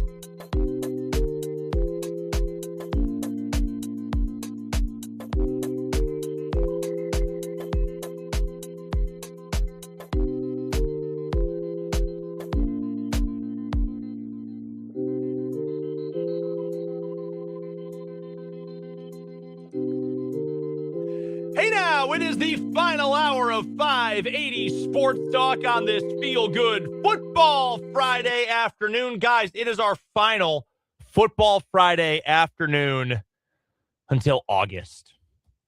Wow, that makes me actually so sad. I just broke my own heart. What a terrible way to start this hour. No, I'm kidding. We should be excited. Super Bowl 60 coming up on Sunday. It is just 48 hours and 24 minutes away from kickoff of what I think is at least an intriguing Super Bowl. I have told you with a lot of confidence ever since we found out what the matchup would be. I'm picking Seattle. I'll give you my score prediction. I'll give you my keys to the game coming up during the next segment of 580 Sports Talk today. But we will look ahead to this weekend's action. We'll talk about all those matchups, get some final thoughts on that. Would love to hear from you, whether you've shared it or not already. Let us know on the end of the show your picks for this weekend's game. Hit us up on the text line 785-272-9429 or in the YouTube comments. Head to youtube.com, search 580 Sports Talk. Subscribe to the channel if you have not already. Then go ahead and watch us as well. Hang out with us and let us know your predictions for Super Bowl 60. We've also got our headlines this hour, and we will pass you off as soon as they are ready to the dungeon, where we've got Washburn Rural at Topeka High. It is our 580 Preps High School Basketball Game of the Week doubleheader. Dan Lucero and the coach, Larry Latimer, on the call from downtown Topeka tonight. Should be a fun one in some city versus city Centennial League action. But without further ado, let's get to today's 580 Sports Talk. In fact, I'm going to interrupt myself. Shout out to our guy, McFly. He's already in the YouTube comments. He's got a pick Seahawks 21, Patriots 3. I don't hate it. Not gonna lie to you. I love Drake May. I've told you guys all season, I think Drake May is a superstar. I know he hasn't been great in the postseason. I'd argue, look at his offensive line this postseason. I think I can understand why he has maybe struggled against some really good defenses, but they do still keep winning. I love Drake May. I like Mike Vrabel as a coach. I don't think they have enough bullets for this particular target. I think Seattle's going to end up winning this one big as well. So appreciate McFly. Again, send in your scores. We'll get those updated, and we'll talk a little more about those coming up next segment. But, all right, 580 Sports Talk headlines. Let's get to them. We will start with the Super Bowl and the Super Bowl injury report, and I believe for both teams, they should now be out. And we do have New England's for certain. 2 players limited, 3 are questionable. Your only limited participants in practice today, Robert Spillane, the linebacker, and Harold Landry, the outside linebacker, more of a pass rusher type. Landry was limited Wednesday and today, did not practice on Thursday. Likely some veteran rest mixed in there as well. He's questionable for the game.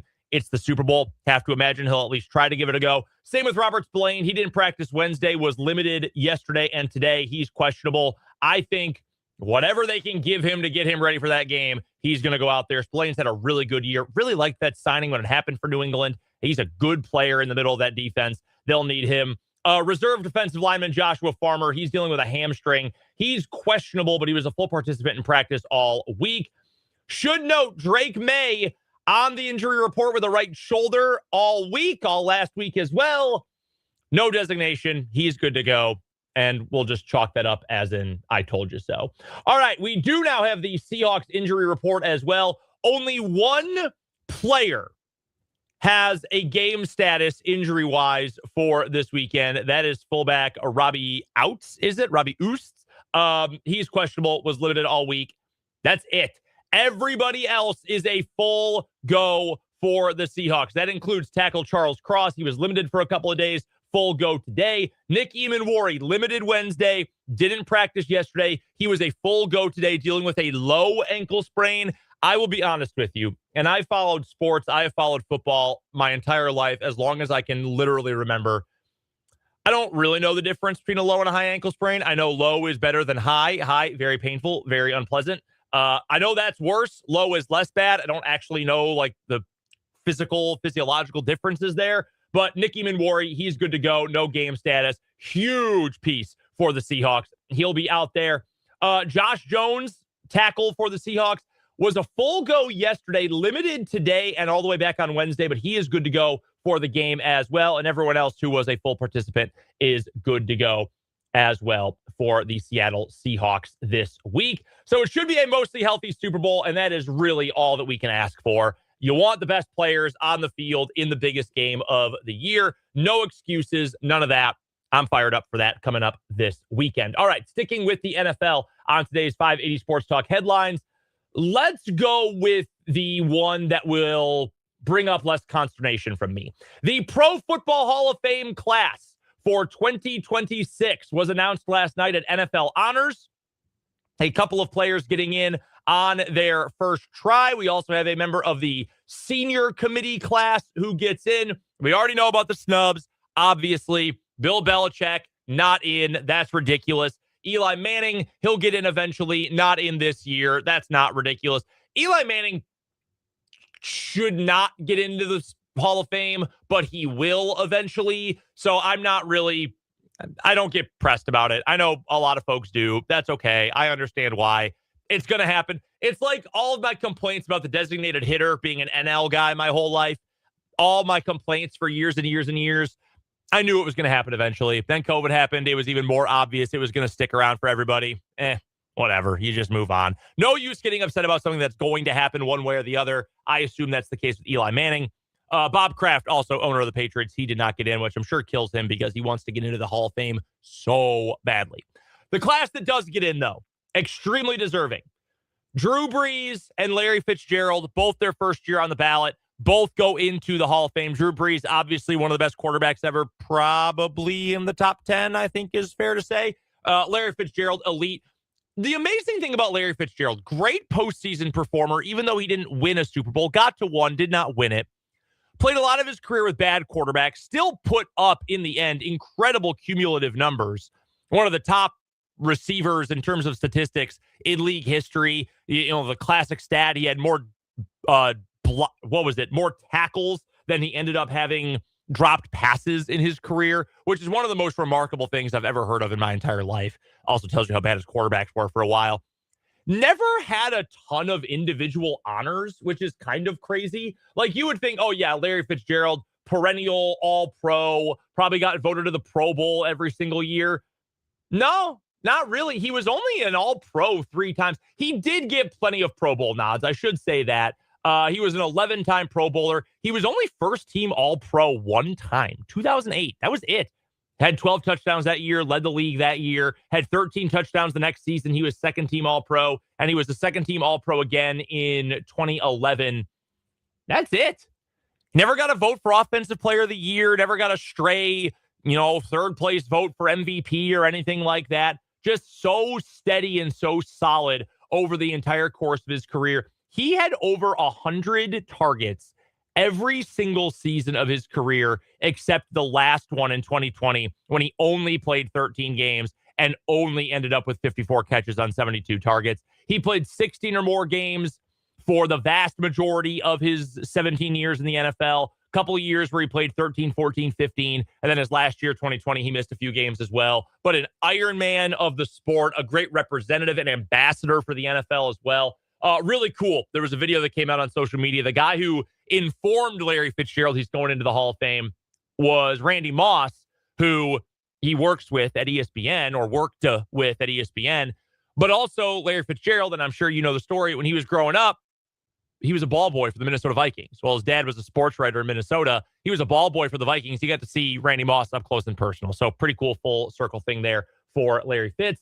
The other Hall of Famers who are in this year's class, they include Roger Craig as a seniors finalist, as well as Adam Vinatieri, arguably the greatest kicker in NFL history, as well as linebacker Luke Kuechly. Vinatieri, we knew, was going to get in at some point. That's not a surprise to anybody. He has most of the most iconic kicks in the history of the NFL.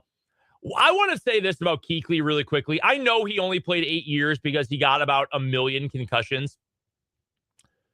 Luke Kuechly played 8 years in the NFL and was either first or second team All-Pro 7 times. And the one time he wasn't, he was the Defensive Rookie of the Year. He was a Pro Bowler 7 straight years, the last 7 years of his career as well. He also won a Defensive Player of the Year award. I know he burned out quickly. Sometimes the brightest candles burn out the fastest. I understand that. 8 years, 7 Pro Bowls, 5 first-team All-Pros, 2 second-team All-Pros, Defensive Player of the Year, Rookie of the Year. He's one of the best linebackers I've ever seen in my entire life. I'm entirely serious here. Like, if you're talking, I'm not talking outside linebacker who's really an edge rusher because that throws a wrench in. I'm talking the idyllic idea concept of a linebacker, which has really been phased out for a lot of teams in the NFL now.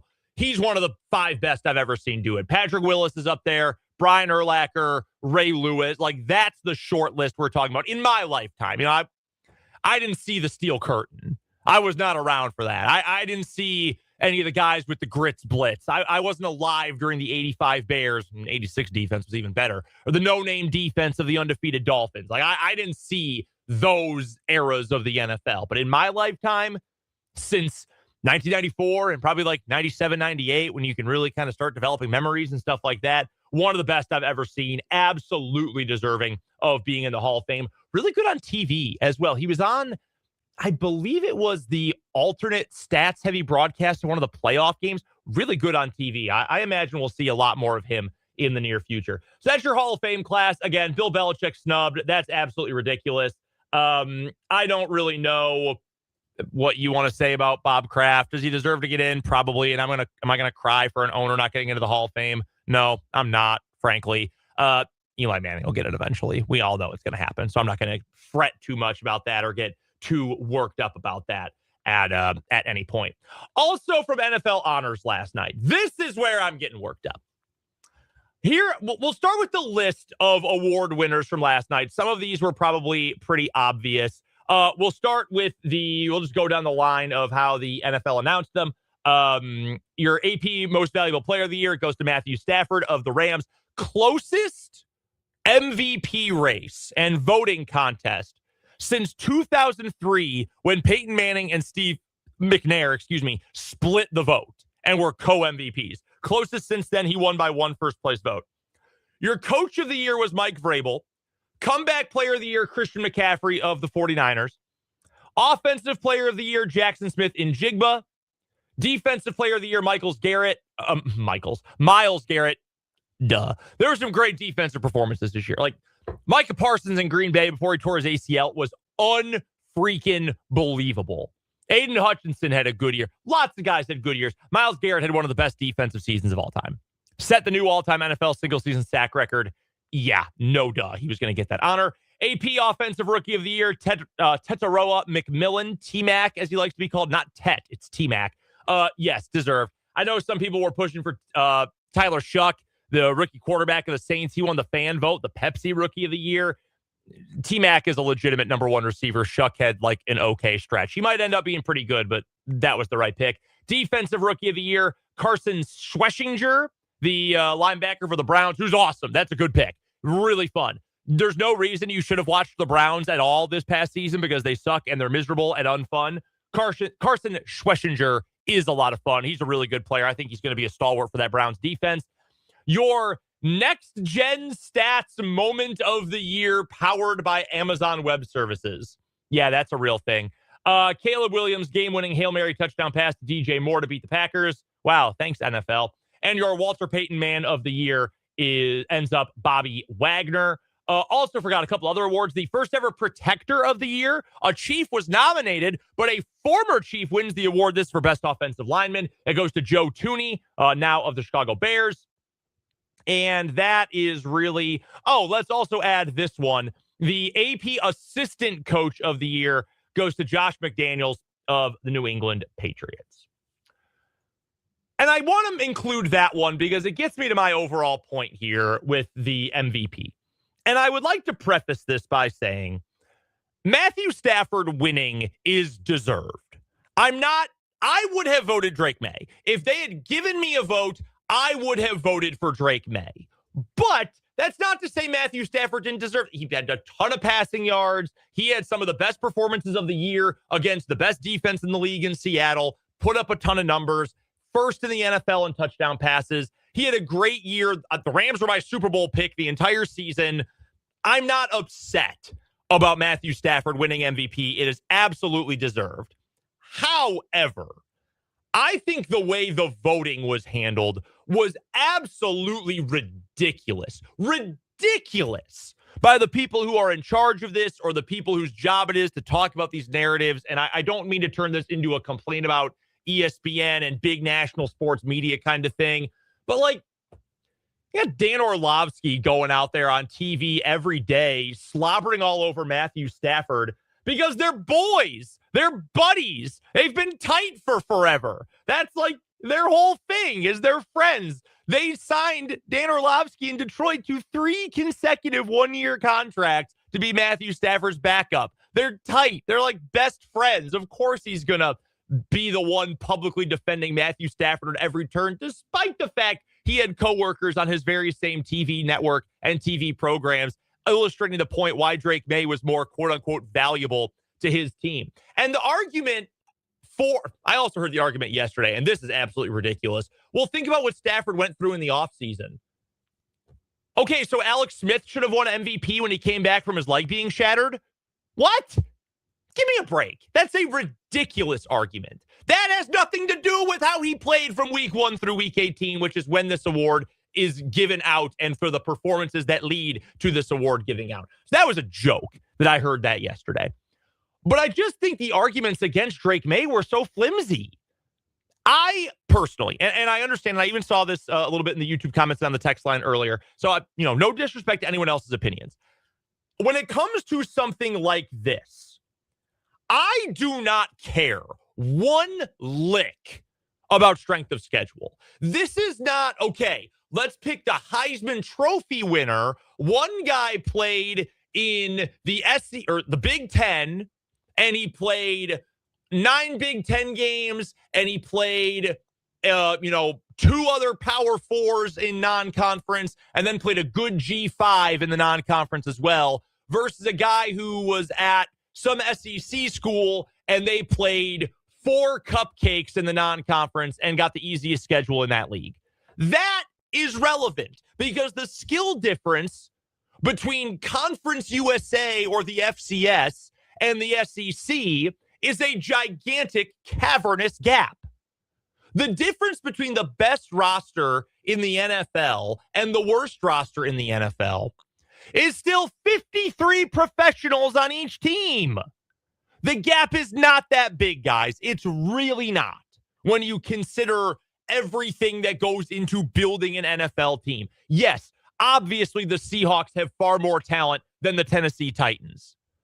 But the gap is not as big as you see in other sports or in other levels of football. I do not care about that personally. You've got to go out there and you still have to put up the numbers. You still have to win. And Drake May, efficiency-wise, had the best season of anyone else in the league. Best deep ball thrower, best intermediate thrower. He was still 4th in total touchdowns. It's not like he only had 20 touchdowns and was just check down Charlie all season. No, he's a great deep ball thrower. And if you're going to hold, and this is the thing that gets me, if you're going to hold that against him, shouldn't you have held it against Mike Vrabel when you were voting for Coach of the Year? Because if it was so easy on the schedule that, well, of course he put up good numbers. Look how easy the schedule was. Well, then why did Mike Vrabel win Coach of the Year over Kyle Shanahan, who I would have voted for? I would have voted for Shanahan to win the award. With all the injuries they had, to still have the season they did, I would have voted for Shanahan. Ben Johnson with the Bears, fixing that program. There are lots of better arguments you could make than Mike Vrabel if that is the key thing. Apparently, it wasn't too big of a deal for the guy calling plays for Drake May because he won Assistant Coach of the Year. So it wasn't too big of a deal for him, but for the actual player who has to go out there and execute, nope, too big of a deal. Too big of a deal. 2 people voted Josh Allen for MVP. First place for MVP. I love Josh Allen. I think Josh Allen's incredible. I'll be the first one to tell you I was wrong about Josh Allen. I didn't think he'd be a superstar. Not a lot of production, just an athlete coming from a G5 program. I don't know. He's incredible. I love watching Josh Allen play. He was not close to being the MVP this year. Are you kidding? No chance.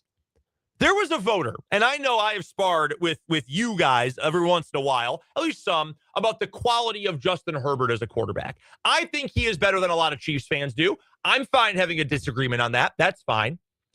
He should not have ever been mentioned in the MVP conversation unless that conversation started with, wow, you know who shouldn't be MVP this year? Justin Herbert. And then you move on to something else.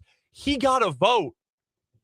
Sam Monson, currently of the 33rd team, the Pass the Mic podcast, formerly of Pro Football Focus, he voted for Justin Herbert, and his argument was, well, when you're talking about value, look how bad his offensive line was, and he didn't have good pass catchers. They would have been awful without him. Instead, they made the playoffs. So, and then he said his second place vote went to Matt Stafford, third to Drake May. That argument is the Drake May argument. May's offensive line is below average. His left tackle has been miserable. He's got a coach with the program in its first year. His best wide receiver is Kayshon Boutte, who until week 9, no one even knew how to say his name properly. So how can you vote for Justin Herbert with that logic, but you bump Drake May to third? That's my problem. Matt Stafford deserved to win MVP, but that logic is insanity to me. Josh Allen, come on.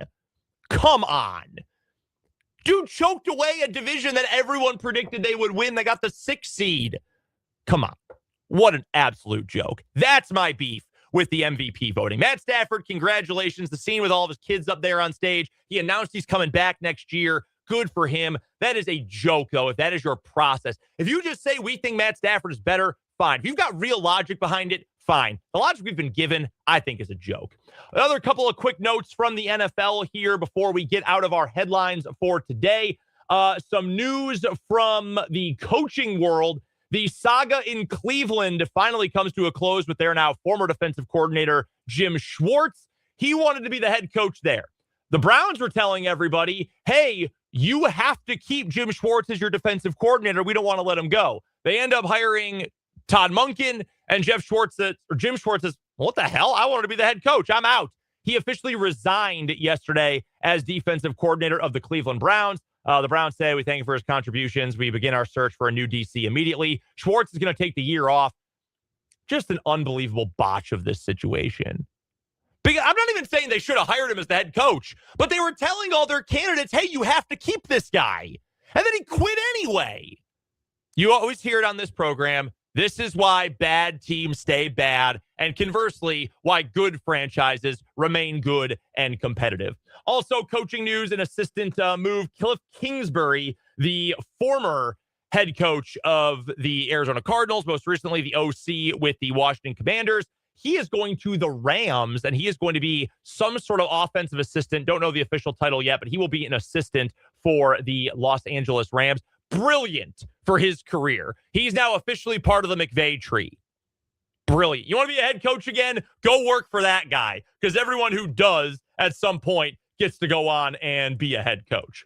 One other pair, actually, we'll get to two more quick headlines here. Number one from college basketball, cool for Flory Bidunga. He has been named to the Kareem Abdul-Jabbar Center of the Year Award watch list. It's a 10-player mid-season watch list, so really cool for Flory. Some other really good players, Ade Mara from Michigan, Alex Condon at Florida, former Jayhawks, Duby Ejiofor at St. John's. They're all on the list. Flory has been incredible as of late. You heard Bill Self after the game on Monday say he's the best defender in college basketball. He's great. He's been phenomenal here in his sophomore season, so very, very happy for Flory in that department. Darren Peterson earlier in the week, he was named, I can't remember which award it was. DP was named to, I'll find it out. The Two Guard of the Year award. That's what Darren Peterson was named on the watch list for earlier this week. And from baseball, I don't know if Dan got to this yesterday. I'm not sure if the news broke before they went off the air. I don't believe it did. Maybe just moments before they went off the air. The news from Emmanuel Clase's case, the former closer of the Cleveland Guardians, who was arrested and is being charged with throwing suspicious pitches to benefit gamblers in certain games over the past couple of seasons. We knew of two instances initially. People found the video of these suspect pitches. You know, you could bet on first pitch ball of the ninth inning, and he was spiking them in the dirt. Well, according to new court documents filed late yesterday afternoon, Emmanuel Clase is accused of throwing suspicious pitches to benefit bettors in at least 48 games over the last 2 seasons, significantly more than was initially revealed by federal prosecutors. David Perdum, gambling writer and reporter for ESPN, has this. Federal prosecutors listed 9 games in which Clase allegedly threw rigged pitches in the indictment, unsealed in November. But teammate and alleged co-conspirator Luis Ortiz's attorney wrote in a filing that the government is accusing Clase of manipulating his pitches in 4 dozen games. That is absolutely crazy. And yeah, I mean, I've been saying all along, throw the book at this guy. And I hope that I've made my point clear as well. I don't think, everyone likes to say, oh, wow, this court indictment brought to you by FanDuel. Oh, wow, this guy is gambling. That's bad. Brought to you by DraftKings. There is such a stark difference in a gambling house, a sports book, paying for sponsorship for fans to participate at their gambling house versus literally messing with the integrity of the game. Stuff that has happened forever, whether we like to believe it or not. And over the last 2 years, by the way, 48 appearances last season for Emmanuel Clase, 74 the year prior to that. So you're essentially saying an entire year's worth of games by Emmanuel Clase were tainted because of this. That is awful for Major League Baseball. This dude's career is obviously over, and he is certainly going to jail at this point. Just a sickening situation for Major League Baseball. And as much as I am in favor of this stuff being legal, we had a whole segment on gambling earlier on. I enjoy to gamble on games and to have fun with it. But literally rigging games like this and rigging event outcomes like that, it's a black mark on Major League Baseball. And I do hope there is some sort of strong statement from the league about this. And I don't mean statement literally like a paragraph. I mean something to try to keep this from happening again, because this is really, really ugly stuff in the Emmanuel Clase case. We're overdue for a commercial break. We will come on back. We'll get to some of your score predictions for the Super Bowl coming up on Sunday. If you have any Ask Me Anything questions, I would love to get to those as well. Hit me up with yours on the text line 785-272-9429 or in the YouTube comments as well. Any Ask Me Anything questions. I'll give you my score prediction for the Super Bowl and my biggest key to the game coming up after this on 580 Sports Talk.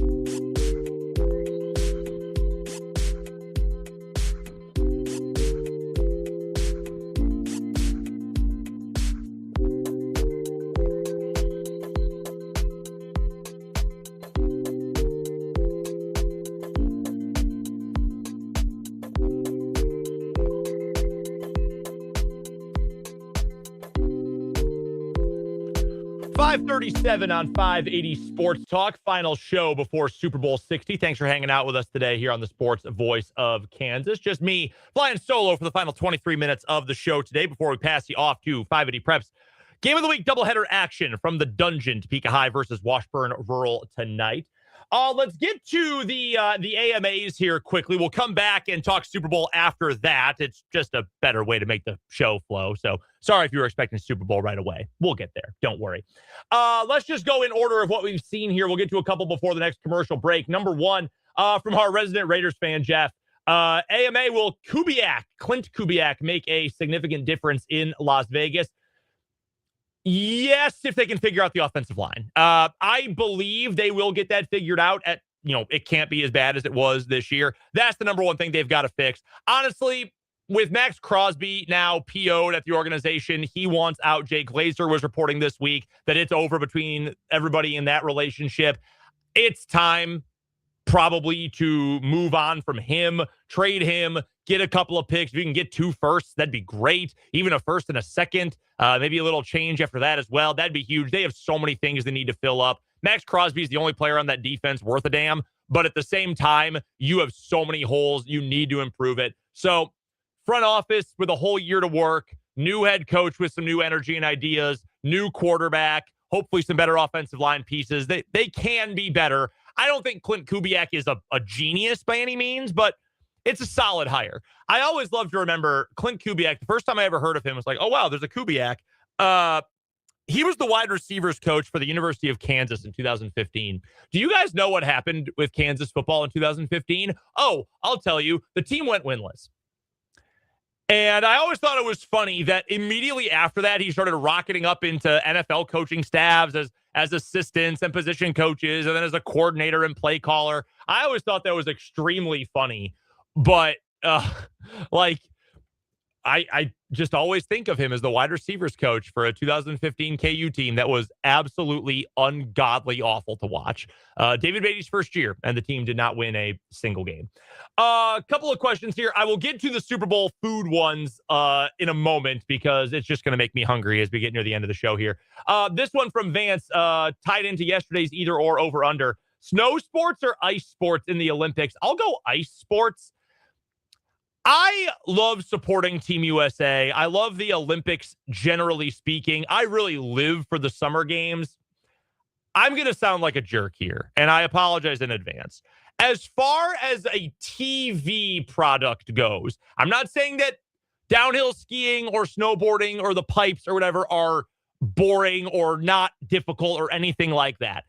Just as far as they go as a TV product, at some point, okay, I've seen you go down a hill a bunch. I get it. I understand. The downhill, the fastest speed, that stuff, it's fun. I'm excited for Lindsey Vonn this weekend. But, okay, I've seen you go down a hill or do the half pipe a lot. I get it. The ice stuff, a little bit different. I find those more entertaining personally. I don't watch a ton of figure skating, but they do amazing things. I enjoy speed skating a lot. I think that's probably my favorite. Vance also asked my favorite winter Olympic sport. I'd probably go speed skating. Curling is entertaining. I don't go out of my way to watch it. I'm not a huge hockey guy, but it's the U.S. women have been off to a good start so far. But I would lean the ice sports over the snow sports. I think speed skating probably tips it over the edge for me.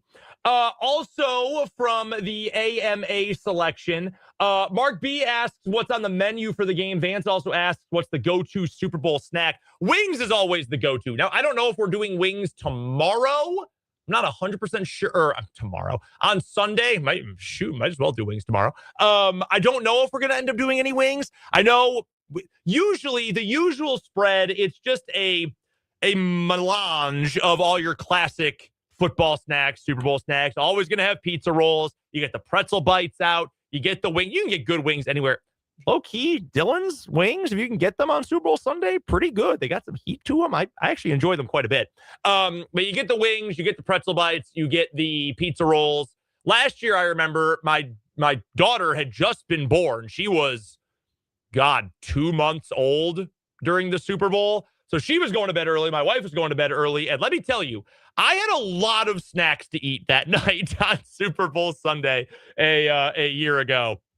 But yeah, that Just the classics. Classics are going to be, you get some some Rotel dip, some hot cheese dip. That's a big winner for me as well. All right. Thank you for the questions. Not sure we were able to get to all of them, but appreciate you sending them in. We have to get to a commercial break. We'll come on back. Key to the game, biggest key to the game, and my official Super Bowl score prediction coming up after this here on 580 Sports Talk.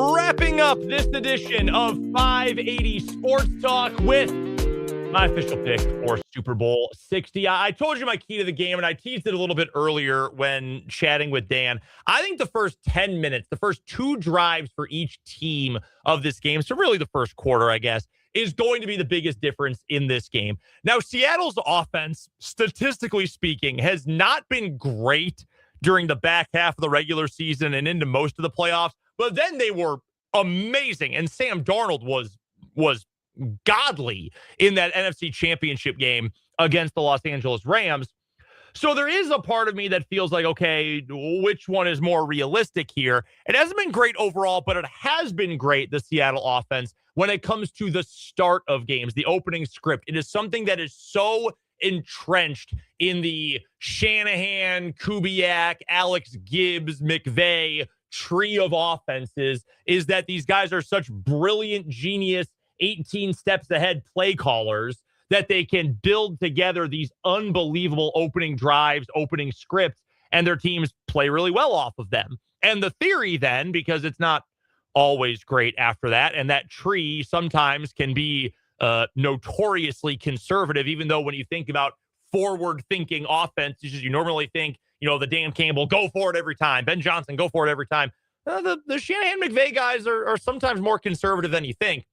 But they've been so good early on that when you have a defense that is truly one of the best of this modern generation of the NFL, you can get ahead and essentially put the game out of reach by halftime when you're just smothering the opponent. That is why I think the opening couple of drives for these two games are incredibly important. From the Seattle perspective, well, it's exactly what I just said. Put some distance between you and the Patriots, and if New England is struggling right off the rip, then you know what you're able to do? Just put them out of their misery. You go up 10-0, you go up 14-0, make it a 2-score game early on, and you already know that the Patriots are struggling against you.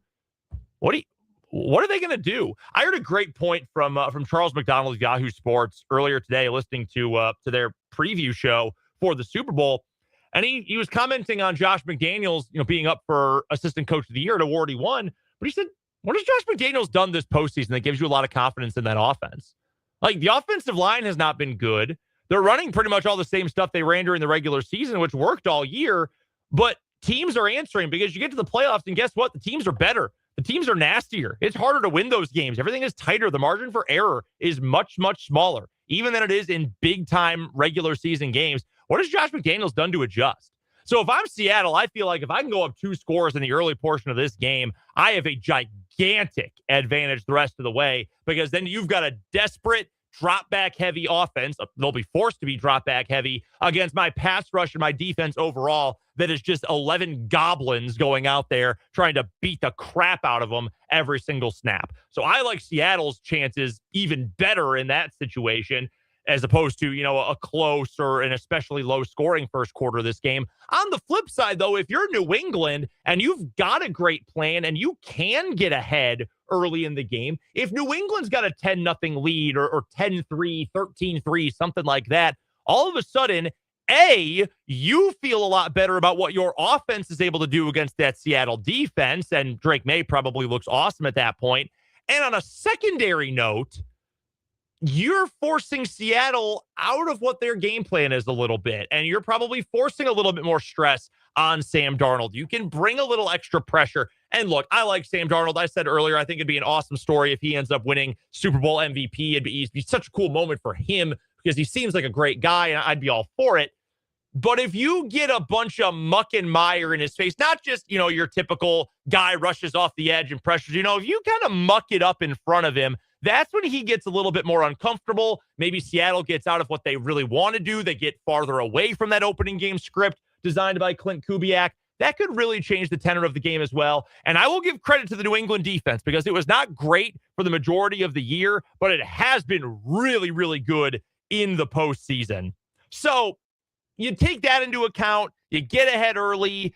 You allow Milton Williams and Christian Barmore, your interior pressure, to do a little bit more up front. I really kind of like New England keeping it much closer in that regard. So that's why the first quarter is the biggest deal to me. That's why that is my biggest key to the game. Who gets out to the faster start?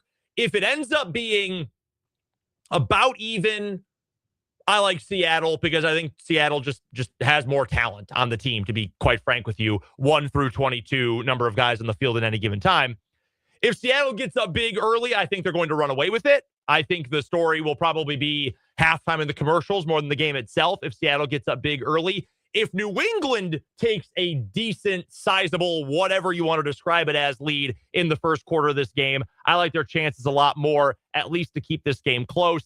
In the end, though, I am going to take the Seattle Seahawks to win this game. The spread is 4.5. We saw a couple of scores come in on the YouTube feed earlier. I said we would share them, so I want to make sure that I don't turn into a liar. Our guy McFly, he said Seahawks 21, Patriots 3.